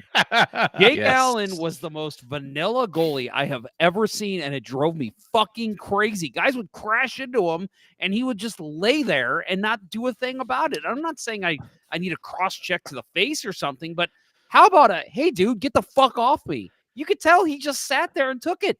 And it's like, give me a Binnington, man. Give me a guy who's going to fight back and say, fuck you, stay out of my crease. Jake Allen is the equivalent to Petrangelo getting sat on by Jamie Benn. Mm-hmm. It's just like my God, show some fucking fight at all, a little bit. Yep. Jesus Christ, that's out of everything Petrangelo did when he was here, that pissed me off more than anything. I was like, "Are you kidding? You let him do it to you?" I mean, just what is wrong with you? The minute he embarrassing. gets up off me and skates away, I'm hacking. Oh, the the biggest two-hander on the back of the calf. Oh yeah. Oh yeah. 100%. Absolutely. Yep. Absolutely. Yeah, give me a 5-minute major and a game misconduct. I don't care. It was Justin Scott. That's right. Justin Scott says, "Hey, I got a comment of the show, you fucker, Jeff. I'm revoking that season ticket, you son of a bitch." Tell you what, Justin, I got one of those giveaways last night. It was the hat that you can remove and switch out the patch on the front. How is that? Is that nice? I'm not okay. It's nice. It's cool. But I'm a fitted hat guy. I'm sorry. I am a snob when it comes to hats. I only wear fitted hats. So I'm going to give that to you, Justin. Shoot me over your address and I will ship it to you. You just got yourself a new Blues hat because you're right. I did take away your comment of the show, but hey, you get something better. You actually get a gift. I'll send you the hat. Wow. And now the guy that gets to comment on the show is like, well, I got shafted. Yeah, you did. Sorry, Matthew Carpenter. You got my admiration. That's what you get. Like, well, what am I? Chop liver? That was a saying back in the 50s. So in this game, shots 37-22 Boston. Hofer 36 saves on 37 shots. Thought he played very well in this game. Blues 1 for 3 on the power play, and Boston goes 0 for 3. So the Blues special teams righted the ship that we saw against the Rangers. Played a very good special teams game against Boston. Next game, again, I was at this one, my son's first game of the year. Jake Allen had a great night against Dallas tonight in Dallas, 36 saves. All right, good for him.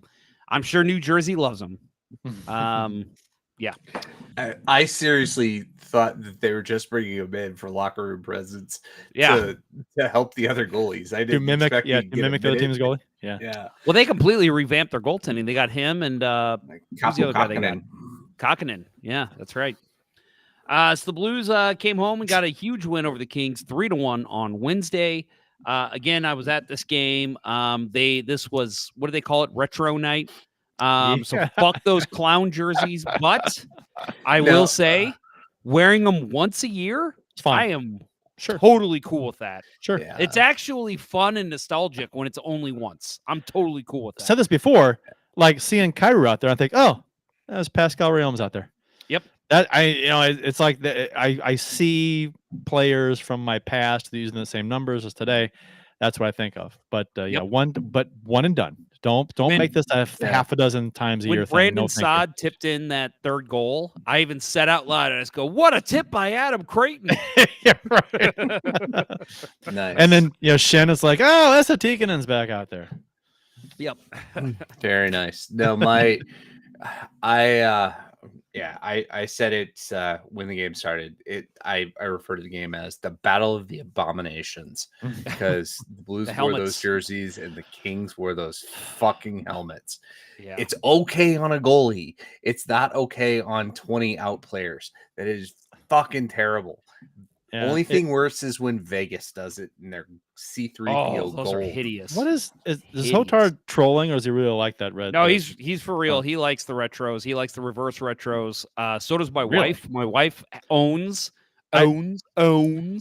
Who owned the Chiefs? Who owned a red jersey? My wife owns one of the red ones. The reverse retros. So, Hotard, you are no longer allowed to talk to my wife because you both have horrible taste. To each his own, but I love to hear people say, I like to ask people why. Why do you like them? It's just a legit question. It's like, do you just have bad taste in design, or is it? My wife says they look good on the ice. Do you like a lot of red on a Blues jersey? The slanted numbers on the back. No, thank you. I think if the numbers weren't slanted, if the stripes weren't horizontal, it just looked like a hockey jersey, I still wouldn't like it, but I would be like, I can deal with that. Well, just having like the traditional stripes at the bottom, like 3 stripes at the bottom, and have a red stripe at the very bottom. instead of the big sea of triangle red bullshit they Right. got going on. Yeah. And the no diagonal letters. That's better. It's not great, but it's better, much better. Yeah, actually. I wouldn't buy one, but I wouldn't be like, that's an But- abomination. Don't ever But the wear it. but the diagonal shit is what makes it ugly. Is the Mhm. diagonal all over the place, the slanted numbers. That's and the there's too much going on. Like the 5 yellow strings for the guitars and all this crap. Like, come on. The Terrible. the one bit of nostalgia I get is the blue note that was worn prior to, right? It's smaller though.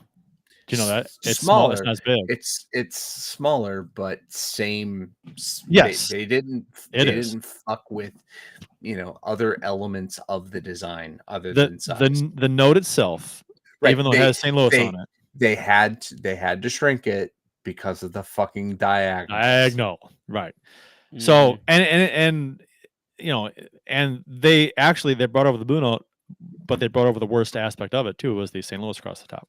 Doesn't need that. Yeah, I don't like that either. So No, I don't mind that. It was the or the Ruth Ornest with blues written over the top in an arch. Yeah, I agree with that. That was the worst design. I agree with that too. I agree with that. But the St. Louis written inside the blue note, I thought when they went to the clown jerseys, they could have at least taken that out of there and kept the shape of the blue note.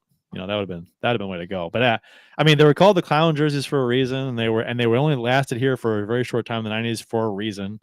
The fans didn't like them. The players hated them. I don't know. It's Keenan era. Who wants to remember that shit? Bitched about these jerseys over and over. And I will say, I did see another comment on Twitter from I think he was like a Stars fan or something. He commented on the NHL's post and about this game, and he was like, "Oh, I guess Blues are feeling nostalgic around Gretzky, huh?"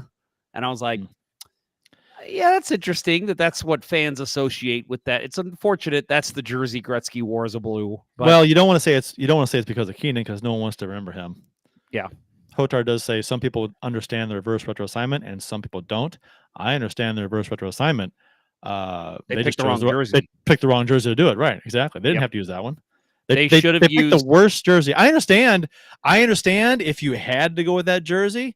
Well, okay, yeah, I get you flip flop the colors. I understand that part, but I'm like, no, they could have done a different jersey. I'll say what a lot of fans have said. I think what they should have done is gone with the Arch logo jersey from a couple years ago and just make a white one.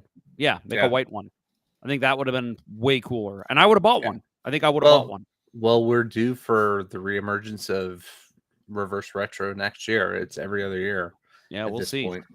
I don't think Stillman ever brings that one back because that's associated with it's check it. Yep. But either way, still. Yeah, and I'll say just again, like we bitched about this jersey a ton. But again, one night a year, I fucking think it's awesome. I love it. Yeah. And my wife is a huge fan, so it fulfills her need. She was excited when she found out that we were going to this game. She's like, "Oh, we get to see the retro jerseys." And I'm like, "Yeah." And again, it was fun. It was cool to see. And I loved, and I wish the NHL would do this shit more often. I love that the Kings wore their retro jerseys too. When one team wears their retros, the other team should too. It makes it so much more fun. If only they didn't have to wear those fucking helmets. It's the helmets that sucked. The Hotar did say that we're the Blues as in blues music, not the color. Yeah, I know. But also, if you look back to the roots of when the Blues were named the Blues, it is rooted from the color. Yes, they did call that out. It's like something to do with dyeing rags blue while certain music was being sung, and it was called the Blues because of the rags that were dyeing blue or something like that. So that's so you can say it's from the music, but the music is derived from the color. So it does originate back to the color. All right, so let's talk about the game itself. So we had a couple comments here from Justin Scott basically asking us if he's insane for loving Alexei Toropchenko. No, you are not, sir. Toropchenko and Brandon Saad both scored for the second straight game. For Brandon Saad, that is 20 goals for the 7th season in his career, which is impressive, and I will never understand the hate he gets from certain Blues fans. But Alexei Toropchenko, 4th goal in 7 games for a 4th liner. That's pretty impressive. We have sung his praises on this show a lot, actually. And I know even Doug Armstrong has flat Last out year. said that he's an excellent player on this team. Keep him on this fourth line forever until he's ready to retire. I love his game, and I love because he works hard. And we heard comments from him in the past when he was a rookie talking about how this is the NHL. We should be playing harder. And it's like, this kid's a fucking rookie and he gets it. And it's just, that's the kind of thing I want from my fourth liner. I could see if the Blues do re-up him for another 1, 2, 3 years. Hey, I might see myself getting myself a Toropchenko jersey. So, Justin Scott, you have got thumbs up from me to go ahead and get that jersey. This Toropchenko goal was interesting because it Talbot saw it the whole way, and just well, and Boucher said during the broadcast that he was expecting a deflection and never got it, and that threw him off. And Henrik Lundqvist, got it right this week. Said it in the intermission break on TNT. That same kind of thing. He's like, yeah, when you got a puck going through that you see and you're expecting a tip, because NHLers are so good nowadays at getting sticks on pucks, sometimes it throws you off.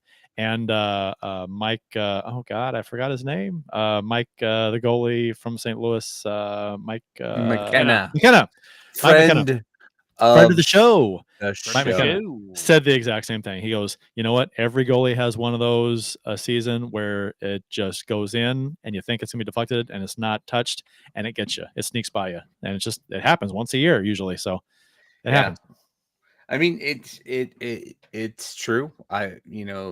Me as well, the guy hasn't played in 15 years, but my initial instinct was you don't play for the tip, you have to react to the tip.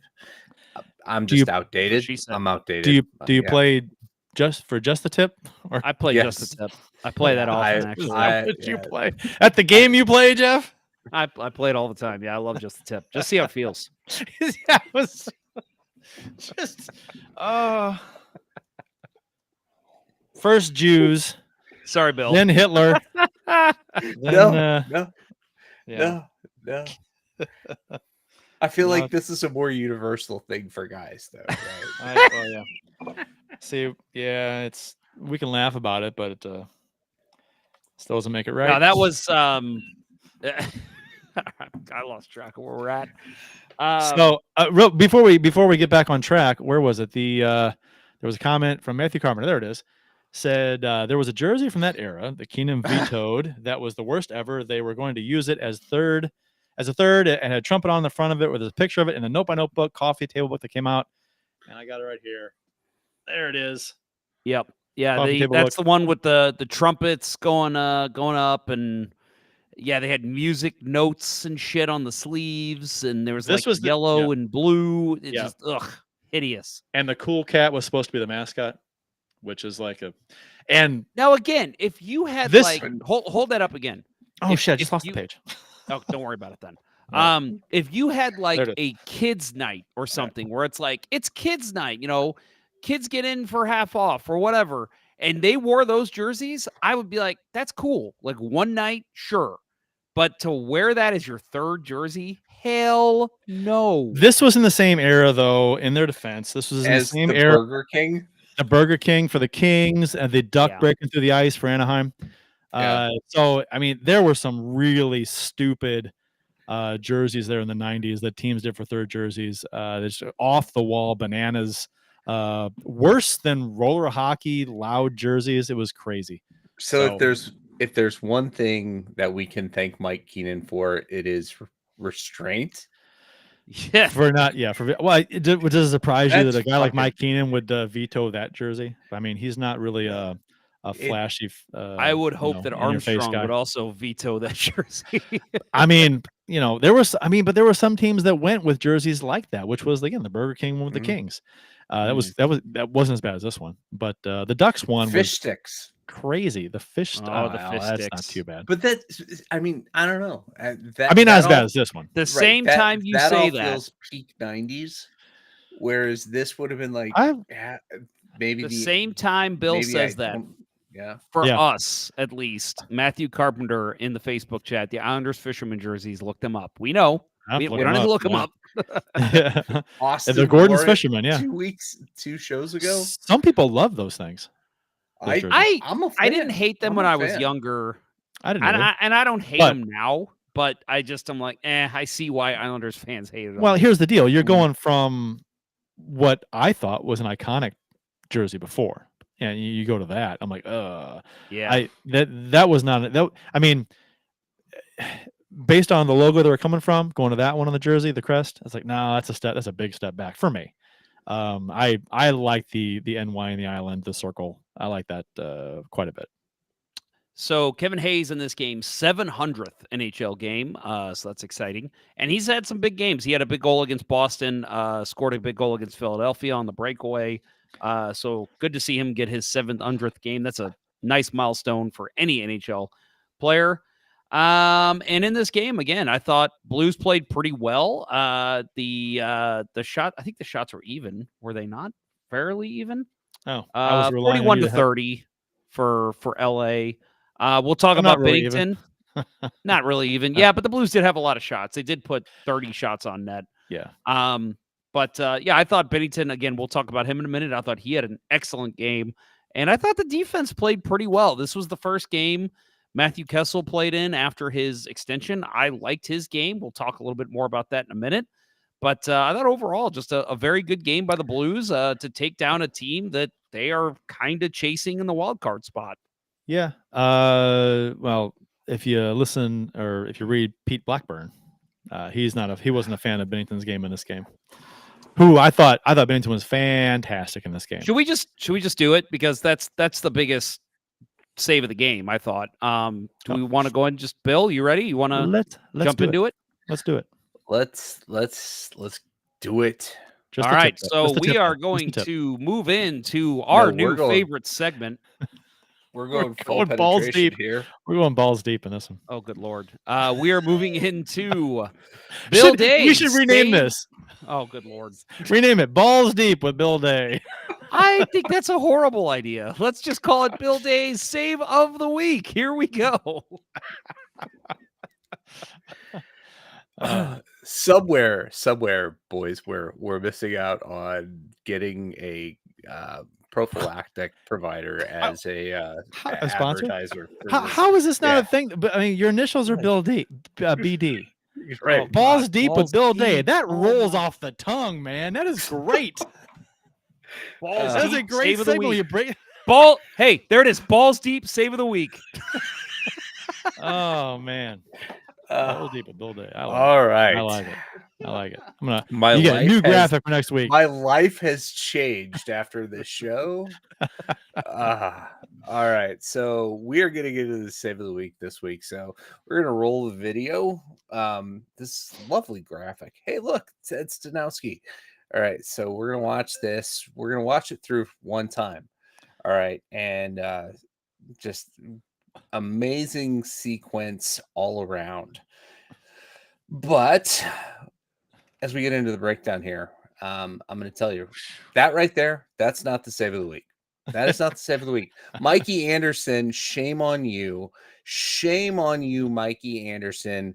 Pinpoint shot that goes in, right? Binnington was He Marshan. totally thrown off by Toropchenko blocking the shot. Does what he needs to do to get across, but this hits the fucking logo. Mikey Anderson, pick that fucking corner, you fucking ankle bender. All That's right. Marshan. Marshan did the same thing to Bennington in Game 7. Yeah. So that's not the save of the game.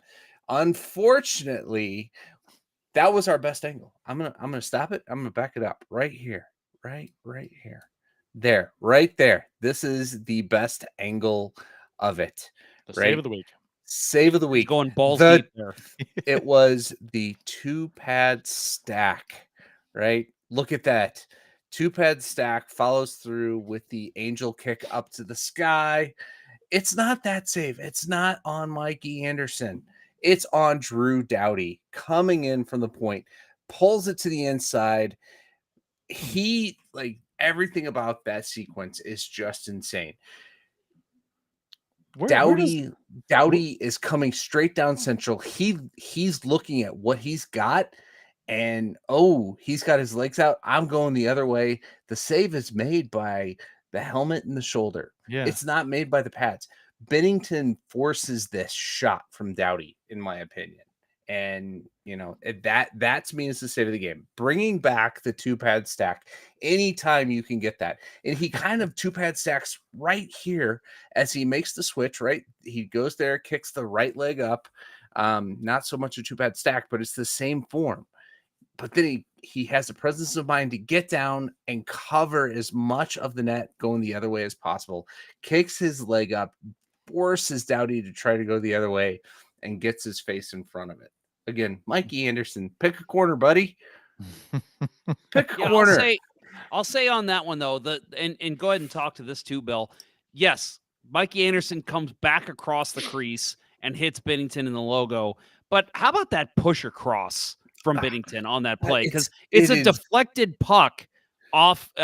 Fiala takes the shot, deflects off a blue, goes right to Mikey Anderson. Bennington's pushing across so well on that play. Yeah, that is like, if I get back into playing, like that is, I'm probably going to pull my groin probably about 5-6 times in training, getting ready, because that is so different, right? Having the skates, talked about this a couple of weeks ago. The skates are different these days. So they're player skates. They're much When I played, they were flat. Everything was flat. You had a very, very dull sharpness to the game, right? And now they're much more like player skates. You use it, you kick off, and you push. And Bennington is so good at that. And I hated Pete Blackburn's post saying that it wasn't a good save. You're out of position. You're getting back over. Actually, no. That first save, I really do think Mikey Anderson needs to pick a corner there, and that should be a goal, right? He shouldn't be shooting back across the green into the logo. Here's Pete Blackburn's quote, if I can read it. Yeah, go ahead. Not impressed. And he's got a video embedded in his tweet of this sequence that we're just looking at here. He says, not impressed. Stay in the crease and stop being such a showboat, making a mockery of the game I love. Yeah, says the guy who's a Sabres fan and grew up watching Dominik Hasek. Listen, nothing against Dominik Hasek, but that guy was all about the fucking spine. He's the spine jumping around, making ridiculous saves. Most unorthodox goalie in NHL history. I despise Hasek because he took the greatest goalie moniker from Patrick Waugh, but goddamn, that guy, he's the MacGyver of goalies, right? Mm-hmm. Whatever it takes to make a save, and he knew how to do it. And I'm sorry, Pete Blackburn. Bennington is in the crease the whole time. Yeah. At the very least, at the end, his foot is still in the crease. He's at the red line on top of the crease. That's where he is. Right. It's not like he came to the hash marks. No. Blackburn's a douche. It's an inhuman reaction to be able to adjust to the puck going off Toropchenko over to Mikey Anderson, and if it goes to Anze Kopitar, Adrian Kempe, they're probably going bar down, and they're picking that corner, right? Mikey Anderson, defenseman, coming in. I'm obviously I'm taking a piss on that, but Mikey Anderson's an NHL defenseman. He's much more talented than anybody I am ever going to play against in my life. But anybody else that can pick that corner is going to do it. And, it led to our save of the week, which is 2-pad stack. We don't get to say that enough in 2024. Dude, it's so funny. If anyone who plays with me, and if Hotard's still listening, you know it. Anytime there's a breakaway or a shootout, I am always yelling at the goalie, 2-pad stack. Like, because I always want to see it. I'm like, come on, give me the 2-pad stack. And there was one time where we were up like 8-1 on this team, and it was late, and the other team got a breakaway, and I was on defense. So of course that's why they got a breakaway, because I was on defense. And I'm Checks like out. down in my zone yelling at my goalie, 2-pad stack. And he does. He pulls a 2-pad stack. And the other guy got so pissed. He was like, dude, you're up 8-1. Come on. And I was like, that was the coolest thing I've ever seen. Yeah. So yeah, just that the save of the week goes to Jordan Biddington on Drew Doughty, not on Mikey Anderson. Nice. And while we're giving the Biddington, well, I'll save this to the end because I think we have to end this game with the post game interview with Brian Boucher. Yeah, we'll talk about that. I'll add one more thing for this game. And I know that this is a long, drawn-out argument fight we've had here at Let's Go Blues Radio with other people, not with each other.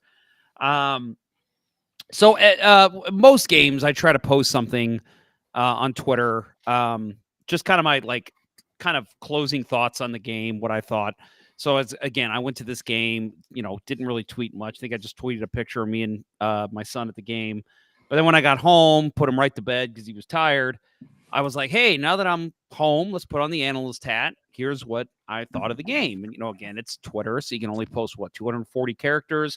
All I said was Kessel was hungry tonight, all over the ice. I think St. Louis finishes outside playoffs, but Biddington ain't going down easy. Kyrou was a dumpster fire. Bolduc, Booch, Neighbors line must stay together. And most people agreed. And those kind of tweets that I make like that usually get a lot of love because, typically it's just, some of them are easy observations. Some of them are like, oh, hey, that's a good thought. Well, every now and then I get the haters. And this was one of those cases, which I thought was crazy to get a hater. You got the that. advanced stats hate. Yeah. So Nick, leave Jordan Kyrou alone. Yeah, basically is what this was. So he posted 2 metrics from is that natural stat trick? I can't remember. It's the player card one, the stat card. What's that one called? Hell, I'm drawing a blank on it. But either way, doesn't matter. He posted metrics from this game. And he quotes at the top, Kessel was hungry tonight all over the ice, and then quote Kyrou absolute dumpster fire. Which, by the way, I think it's hilarious that he didn't actually quote me. Like, he quoted me, but it wasn't actually what I said. What I said was actually shorter than what he said. That's beside the point. He says, nothing anyone says about this Blues team is objective. It's actually unbelievable. And his point, I guess, was that, well, and so I did respond. We talked back and forth a little bit. I tried to be as civil as possible. And basically, he was pissed because I said Kessel played well and Kyrou didn't. When you look at the metrics, basically, when Kyrou was on the ice, the Blues were playing good offense. When Kessel was on the ice, there was some mistakes defensively, and they didn't play as much offense. That does not, to me, directly relate to the player. But it's funny that he said that because a lot of times, because what he said was basically Kessel was not good tonight. When Kyrou was on the ice, Kyrou was, leading the offense, and the offense was buzzing the whole time, and all this shit about how good Kyrou was in this game. Okay, advanced metrics are not taking into account when Kyrou just fucking bobbles the puck and loses it. Maybe they had 3 or 4 shots on goal before that happened, but it's like, dude, you should be a superstar. You are fumbling passes like a fucking beer leaguer or like a 12-year-old. And, it's not taking that into account. And then I look closer at these stats and I kind of laughed because he basically said, making fun of me for Kessel being all over the ice tonight. If you look at the metrics, actually, he did have a good game. He didn't lead the offense a lot, but defensively, he had a good game by the metrics. And if you look at the metrics, I'm like, metrics, that's what you're looking for with a defenseman is to have good metrics defensively. And if you look at Kyrou's metrics, his offense is a negative on this. Yeah. So I'm not. His on ice offense, and it's to the left of that middle bar, which is nice. So if we're talking advanced stats, I mean, Kyrou had a poor offensive night, according to this. Exactly. And so it's like that is not the game to draw that argument. But this is a guy that has Jordan Kyrie's high school graduation picture as his main picture or whatever it is. I don't know, but yeah. So it's just funny because I look at it and it's like, dude, if you actually look at the analytics, even the analytics are telling you kind of what I said. Like, he still wasn't great offensively. Kessel played well defensively, but just because I guess Kessel wasn't driving the offense, Kessel had a bad game. And it's like, okay, analytics people, you're not looking at the whole game, even when you're taking into account your metrics. So to me, that is most important for a Matthew Kessel, a defensive defenseman who's a rookie. He's having a good defensive game. I don't give a shit what his offensive numbers look like. If he's keeping the puck out of the net, that's all that matters. I've heard this argument before, and this is from a comment of his during your discussion. He goes, a set of eyes from a fan base who are mostly filled with people who have never played semi-professional, let alone pro hockey, that argue on Twitter about why Kyrie was bad, ? Trust me, I won't be taking that take with any substantial amount of trust. Data doesn't have bias, people do. And I'm like, well, I mean, but yeah. People are the ones comparing the data. Yeah, and there is bias. Some people do have bias. A lot of people do. But the thing is that be careful who you debate with and argue with on social media, because you may just be discussing this with someone who kind of knows what they're talking about as far as the ins and outs of someone having a good game versus a bad game. It's not rocket science. If you've been around the game for a while and you played the game it's just kind of like second nature to understand what goes into a good game visually compared to a bad game. And I don't like the blanket statement that all advanced stats are always better, because people, in quotes, have a bias. Just because some people have a bias and don't know how to analyze the game fairly doesn't mean that those that don't have a bias when they're analyzing a game fairly their eye test doesn't supersede or trump the advanced stats you see on a spreadsheet. That's bananas to me, that someone who won't even watch the game, but they'll have a spreadsheet of advanced stats in front of them, and they will argue with you, who, if you watch the entire game in detail and you know what you're looking for when you analyze a player, they will argue to the death that they understood that game better than you. Yep. And that's bananas. So I'll say, one of the things that because I did look up a bunch of shit today on advanced stats. I'm like, okay, maybe I'm just not understanding it. Maybe I'm still just at this point where I just don't get it. And so I did read a lot this morning before I started work about, analysts' take, like actual analysts' take on analytics in hockey. And there was a guy I saw on Reddit who was an actual analyst for his job. He forecasted shit for a financial company. He does all these analytics to show where the markets are going to be. So this dude clearly understands the mathematics, the algorithms that go into analytics. And he flat out said on this Reddit post, he was basically comparing or using analytics in sports is basically like predicting the weather. So basically there's a lot of, if the game is played correctly, this is going to happen. And that's kind of what analytics of all things are related to. It's, if the game's played correctly, it should happen this way. And, and that's why we have that, what's that called? The deserve to win meter in Money Puck. Because if the game's played the right way, it's played to 100% perfection, this team is going to win every time. And he says, basically, the averages of these things are right about 60% of the time. So that's just over half of the time analytics are telling you the full story. Not even the full story, a portion of the story. 60% of the time. So the fact that some people are living and dying by that, you're going to be wrong 40% of the time. That's crazy. At least 40% of the time. Right? It's all, everything's built on probabilities. Right. You take data and you build probability models. That's what Dom does. Right. Our nemesis. And he's always having to read those things. Right. Right. No, So what's the point? and that's right. And they're always trying to tweak them, always trying to make them better, and I give them credit for that. But it's all about probability. But when you actually watch the outcome of the game, right, it's important, right? Like Justin says, Jordan Kyrie's puck handling is abhorrent. And I know that because I watched the game, right? Right. He can give you all kinds of probabilities of expected goals, but he's not getting them.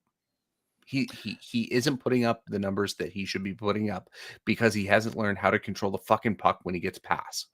I'd rather deal in what's really happening as opposed to what's supposed to be happening. Yeah. You know what I mean? And advanced stats are very presumptuous in how the game should be played, and the nature of this of hockey, the nature of the game, maybe more so than most sports. It's almost chaos out there. I mean, if you've ever played hockey, organized hockey, sometimes, quite often on the ice, it's organized chaos out there. And we've said in the show a number of times that hockey really is a series of mistakes that a team will make, each team makes. And it's just a matter of which team capitalizes on the most mistakes or takes advantage of it. And so I don't know how anybody can put 100% faith in advanced stats on a spreadsheet, black and white stuff, when you're dealing with a semi-chaotic situation in the first place. How do you predict chaos? And I say chaos because I mean, you look at some of these scrums, puck battles, deflections, ice conditions, whatever. I mean, there's so many things that happen that affect the play, that the puck bounces this way, that way, off the boards, a certain angle this way, that off the rough skate. It's just, there's so many things going on that you can't control. And then then which team takes advantage of that situation the most is what is in the end is who wins. So, trying to say, well, he should have made this many saves based on where the shots are coming from and all this bullshit. I'm like, you know what? They're fun to look at. I like using them as a tool after I've watched a game to kind of like see how it compares.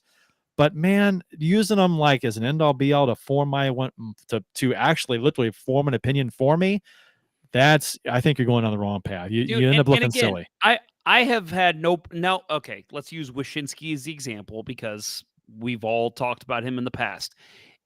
And let's just say if he did this differently, if he wrote a post last season, let's say, remember last season when he said that shit when Armstrong came out and said Binnington's been great, he's the only one that's playing great for us, and then Wyshynski posted his advanced stats and was like, what? And he was arguing with Blues fans, including us, over and over about how Binnington's awful because the analytics say so. Like, okay, if he writes a post, hey, here's why Binnington's bad because I'm paying attention to the analytics. The analytics say he's bad. But then people respond and say, hey, we're watching the games. This is not the case. And then he says, you know what? You're right. If I'm not watching the games, I'll watch the next 5 Blues games and then I'll form my own opinion. I can respect the hell out of that. I'm all for it. Okay, go form your own opinion. And if you still think he sucks, that's your opinion. But when you just base everything off, well, the spreadsheets say that he is bad or he's not having a good game, or in Kairu's case, like this guy said, he's been fantastic. Anyone who says so as otherwise is stupid because they're not paying attention to analytics. That's ridiculous to me. Watch the game, form your opinion, and if you want advanced stats to either back that up or go against it, and then kind of reform your opinion, I'm cool with that. But don't just go off fucking spreadsheets and tell me that this is how it is, because that's not how any part of this world works. That's just not how it is. I was saying Money Puck, the last 2 games, the Blues won. Money Puck, according to the advanced stats, where the shots came from, quality of shots, blah, blah, blah, blah, blah, all those advanced stats they factor into running simulations of this game based on those stats 1,000 times. They had the Kings winning and the Bruins winning.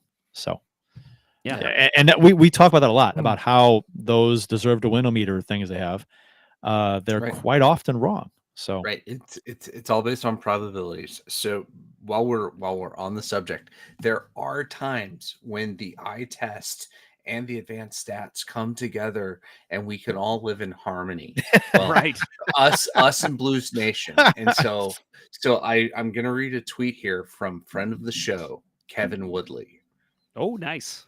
Kevin Woodley of Ingle Magazine and Vancouver Canucks world of hockey. So he gets to watch a lot of Thatcher Demko. So he knows a thing or two about good goaltending. Also, Ingle Magazine. If you're goalie interested, goalie adjacent, whatever, get a I will subscription. add real quick too. I believe it's Michael Hebert, our friend of the show from Oilers Live, but it could be someone else. Somebody we know has played against Kevin Woodley in goal and has told me that he is fucking phenomenal for a beer league goalie. So add that in too to his resume. So my typical Friday night is pouring a good drink and going back and watching all of the Ingle Magazine product drops for the week. It's my favorite thing to do. I might be throwing some business the way of Source for Sports here soon. But Kevin says new leader at top ClearSight Analytics hockey, goals saved above expected. Welcome to the Vezina conversation, Jordan Binnington. Wow. So we have been praising the man all season. He got our save of the show or save of the week this week. He's had such an understated great season. He leads the league in expected goals saved above expected. Easy for me to say, at 25.36. Surprisingly, Jacob Markstrom right there. Flames had Blues and Flames have had terrible seasons. So if you're looking for the goaltending to tell the story for the whole team, this isn't that season. Connor Hellebuck is third. The Jets have fallen off at this point, right? So it's not always about the goaltending, but give me the guy atop this pile, atop this advanced stat and goal. We have him here in St. Louis, and I love every second of it. I do love the fact that you basically, in your way of explaining the accolades for Jordan Binnington, you said he was the recipient of our save of the week. You have a choice between two guys, Bill. It's Binnington and Hofer. Hey, Hofer had 34 saves that we could have picked in the That's Bruins true. game. That is true, and he had a good game. Yep. And I'll add with the Binnington advanced stats to close out my thoughts on this horrible take from this fella that started this whole conversation.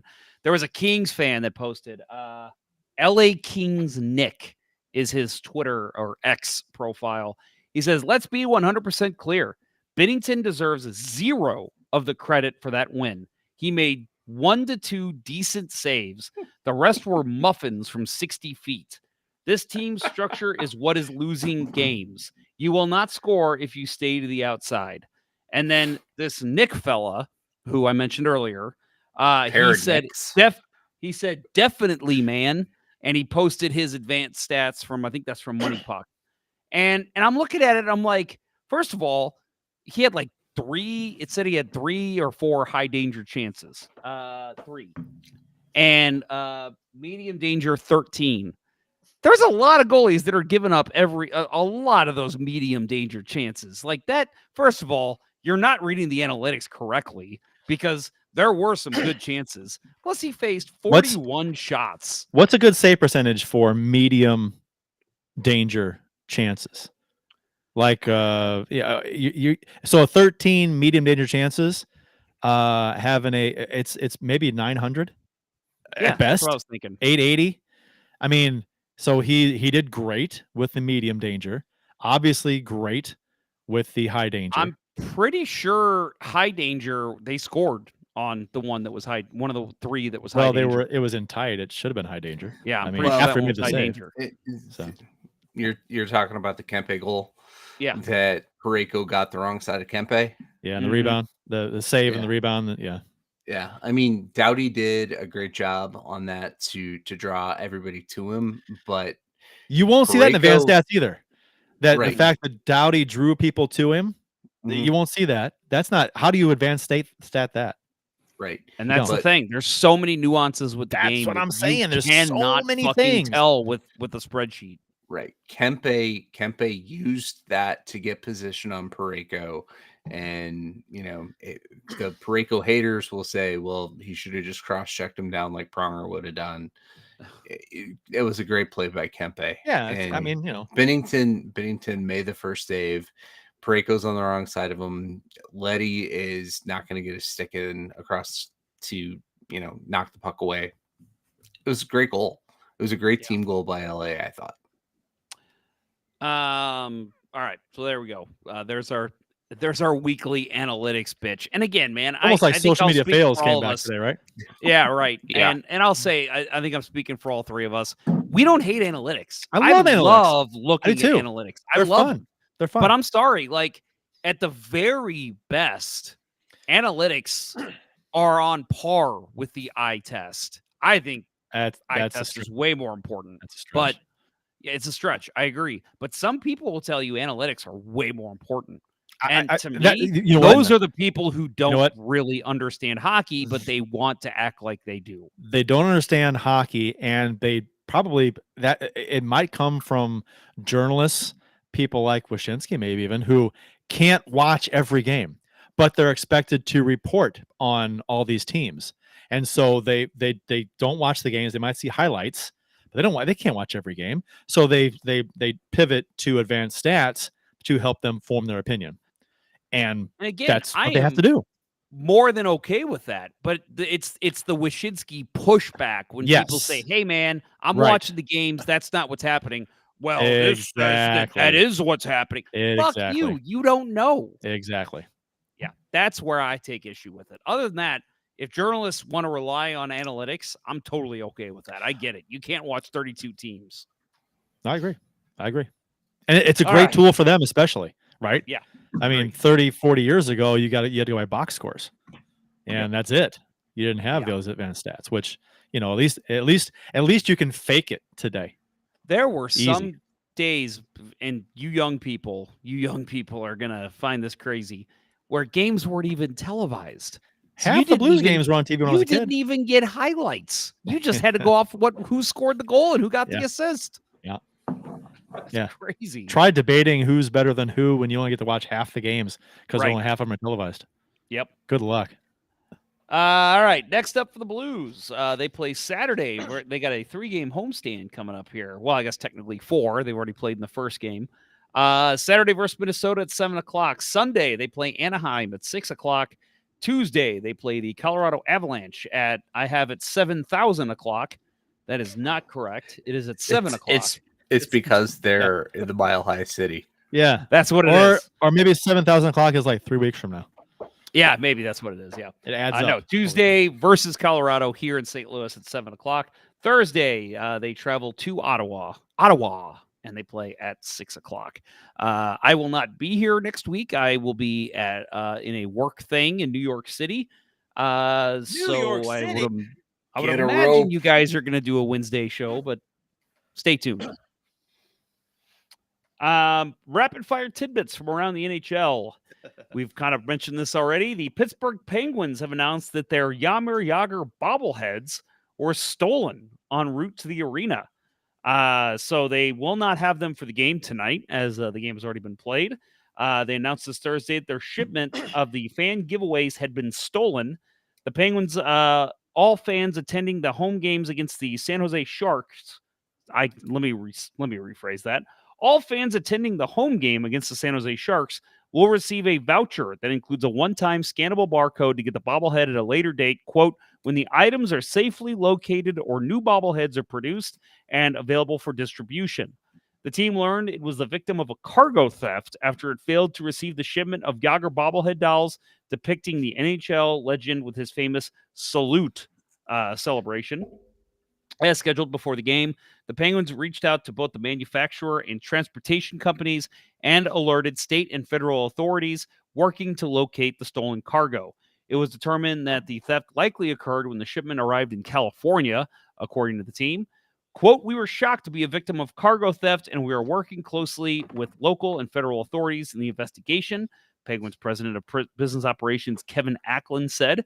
While this unfortunate incident adds to the legend of Jaromir Jagr, who will be in attendance as our guest at tonight's game, we look forward to resolving this theft and delivering the prized Jagr bobbleheads to their rightful homes with our fans. And Kurt, you had some things that you said that you had seen before that maybe this is a ploy by the Penguins. You know I what? I don't know. You know what? This is almost like a conspiracy theory kind of a thing that, there is no substantial evidence behind this at all. It's just speculation and people just talking online. But, somebody said this was like a marketing gimmick. But this seems like a long way to go to somehow make this a neat thing in the end. Because that thing that came out, I don't know if it was Jagr put it out or who put it out, but it was Jagr getting into a car with the bobblehead in the passenger seat, him buckling the bobblehead in, and he goes, "Time, let's go find your friends." And they drive out and I'm like, what is that about? That's very strange to me. But I'm sure it's not. Was it released today? I saw it today. I don't know when it was released. So if it was released today, maybe when they found this out, maybe he already had his, and he was like, "Let's make a funny video." I don't know. Yeah, I mean, I'm sure they're a bobblehead. I'm sure the team has some bobbleheads, and maybe he had his in advance. I mean, did it look professionally produced? Oh yeah, No, it looked like it was. He was in a Pittsburgh Penguins truck. Okay, with like a penguin. Yeah. I don't know. I think only it was his. So who knows? Who knows? Right? I don't know. That's interesting. Let me. It's where is it? It's on Twitter. Here it is, right here. NHL.com has it, the video. Let me share the screen. This is interesting. Okay. Share screen. Share. There it is. Share. Okay. Let me play it here. Is phenomenal. We teach them that it's not just a job but a career and something that they can be proud of. I put that there, and it's there many, many decades to come. We don't go to the office. Screw this, yeah. Okay, we built it. Here it is.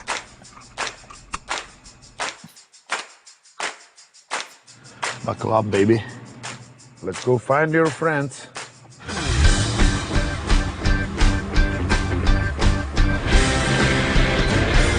Wow. And to be continued. So doesn't that make you think that feels like it might be a ploy? Doesn't it? I mean I'm not saying it is, but I'm not saying that isn't either. That feels very Isn't that weird? Isn't that weird? Because it was professionally done. That's NHL.com too. That's so weird. That feels suspicious. Okay, well, who knows? Either way, it's made around the news cycle. It's not just hockey. I know. Companies reporting this, and I think some people a ploy. Well done, Pittsburgh. Yeah, well, like some kind of guerrilla marketing thing. But I think some people, I think it was I don't know, Olbermann or somebody online said, he was like, wow, they released the fact that these were all stolen to all the media outlets and the story behind it, and I think he was referring to this video and saying that, man, this looks like it's a marketing thing. Yeah. And really so I'm like, I don't know. Or maybe they're trying to laugh it off. It's quite possible. But they released that today. I mean, if it was announced last week, hey, and maybe they knew last week and they were like, okay, let's hope we can find it before the game. And if not, Jaromir, would you mind shooting this video for us?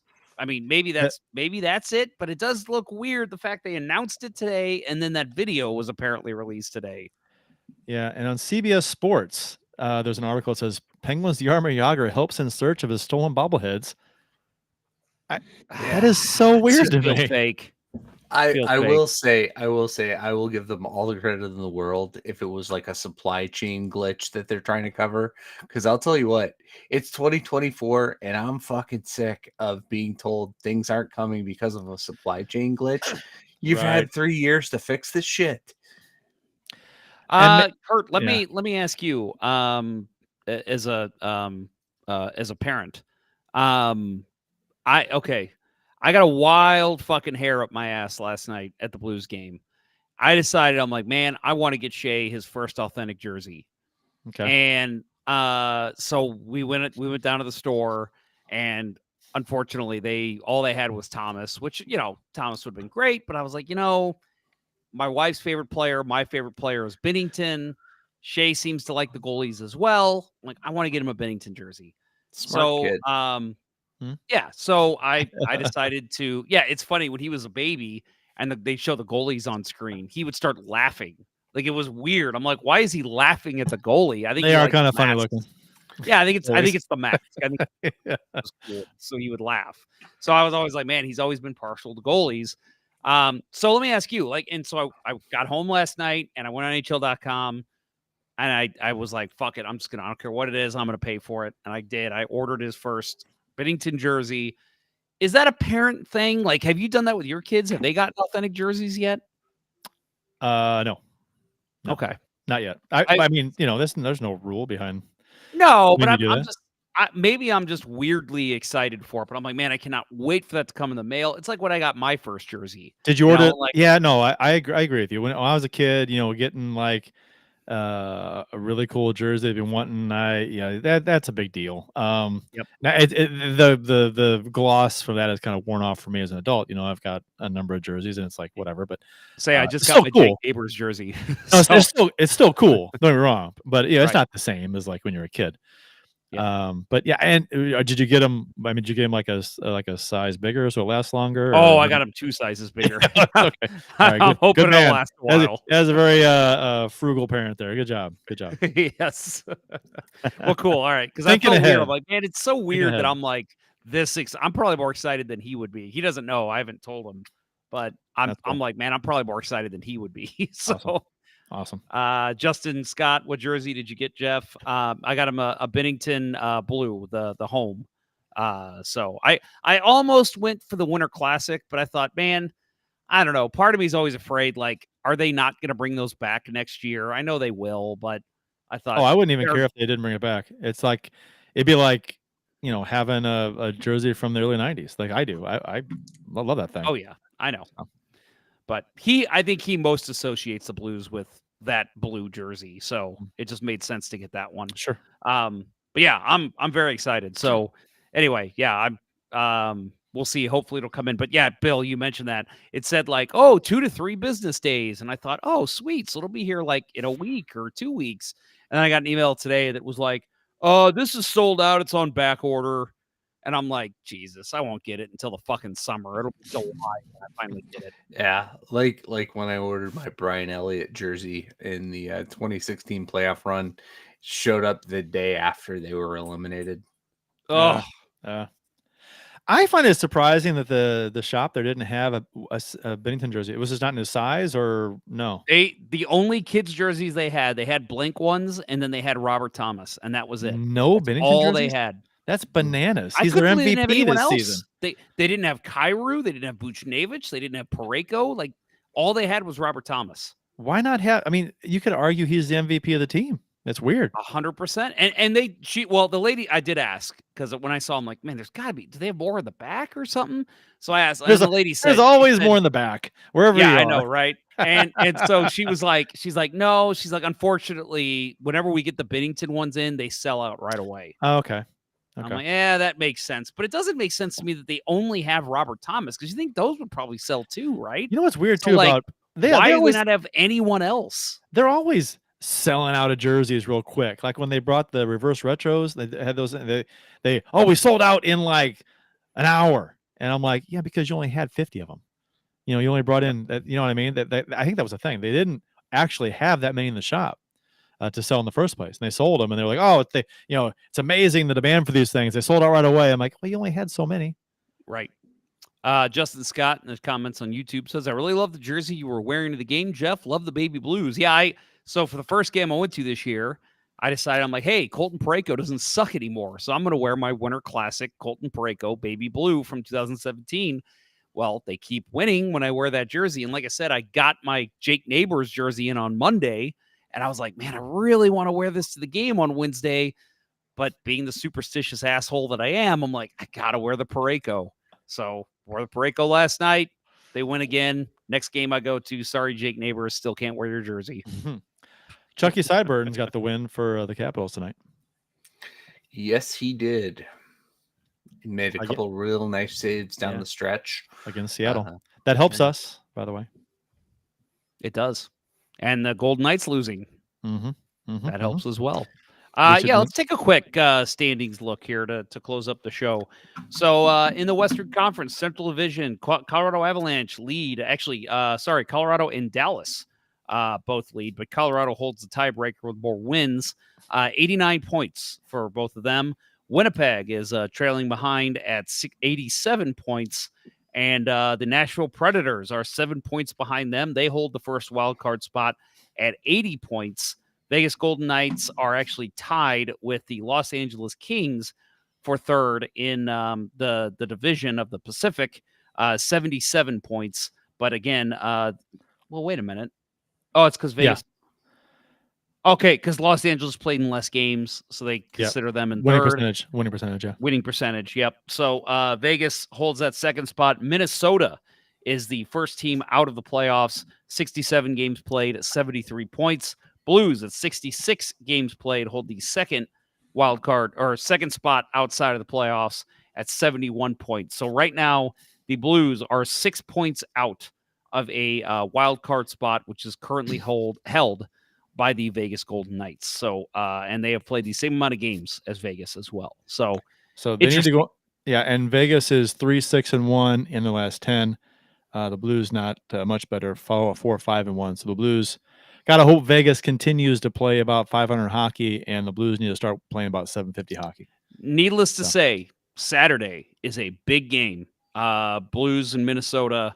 Oh yeah, that's a 4-point swing right there. Blues need to win this. If they win it, they can tie Minnesota for being the first team currently out of the playoffs.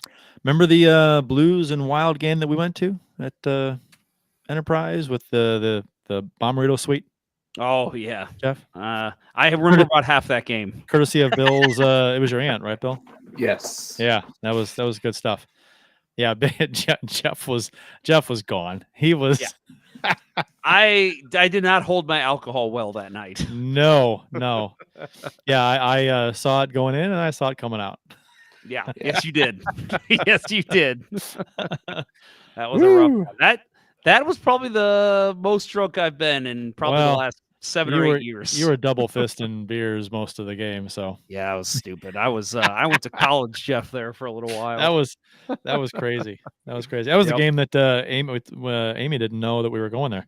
Oh, she knew we were going to the game. Oh, that's right. She thought we were getting like nosebleeds, and then we walked to the suite area, and she's like, "What are we doing?" And then she's like, "We shouldn't be here. We're gonna get in trouble." And then we just turned to go in the Bomberito Suite, and I said, "This is where we are." And she was like, "Oh, that's awesome." Yep, that was pretty cool. That was fun. Next time, I will make sure to not drink so quickly. That was my problem. I got there and I was like, all right, here's what I'm gonna do, because I was planning on driving home. So my thought was, I will drink a bunch early. I will stop by the third period. Then we'll go hang out somewhere. And then like 4 hours after the game ends, because it was an afternoon game, I was like, I'll be able to drive home. But I just never stopped drinking. It was because we went to Cyberg's there, right? Next to the city's stadium. And we went there so you could sober up. And what's the first thing you do is get a tall beer. I'm like, what the fuck are you doing? Yep. Yeah. And even Jessica was like, she's like, didn't you say you were gonna sober up here? And I was like, after this beer, I'll sober up tomorrow. But yeah, it's kind of like Christmas Story with the tree and the power out. It's like, well, it's just one too many.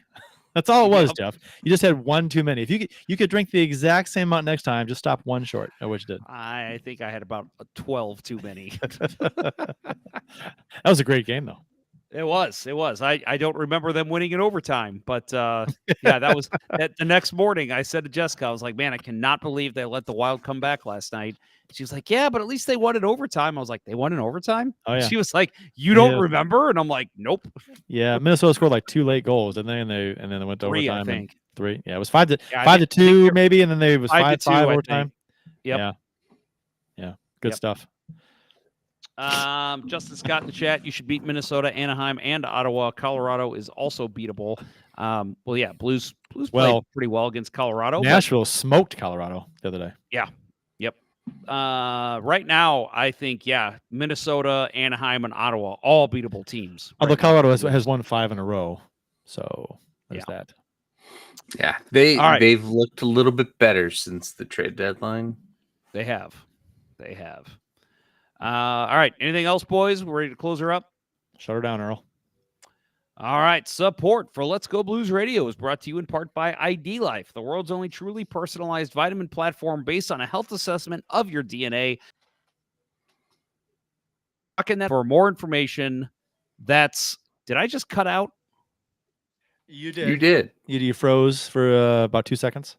All right. So we will edit that. Let's try her again. Hold. Brought to you in part by ID Life, the world's only truly personalized vitamin platform based on a health assessment of your DNA.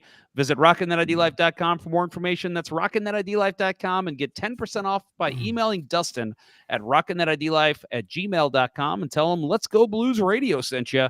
And by Mike Burgoyne from Real Brokerage Realty. Email him at mike@strikewithmike.com today for all your home buying and selling needs. That's mike@strikewithmike.com. That will wrap up episode 23 of season 13 of the original St. Louis Blues Hockey Podcast, Let's Go Blues Radio. Thanks for listening, and thanks to those who participated in the YouTube and Facebook live chats during the show. We hope you enjoyed it as much as we enjoyed bringing it to you. For Kurt Price and Bill Day, as well as the absent and under investigation producer Austin, I'm Jeff Ponder, and this was Let's Go Blues Radio. Until next time, everyone, beat the Wild. Let's go Blues. Let's go Blues. The Cardinals have just signed Trevor Bauer. Seriously? Nope, kidding. Just kidding. Just to freak out everybody when they hear it on the podcast. Fuck you, Boston. Bunch of bitches. Let's go Blues. I hate Kurt Price.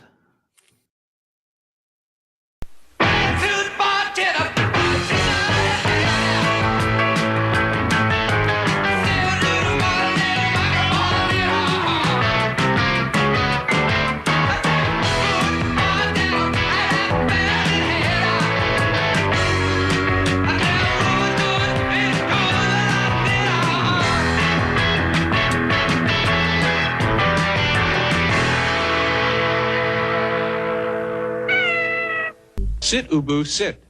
Good dog.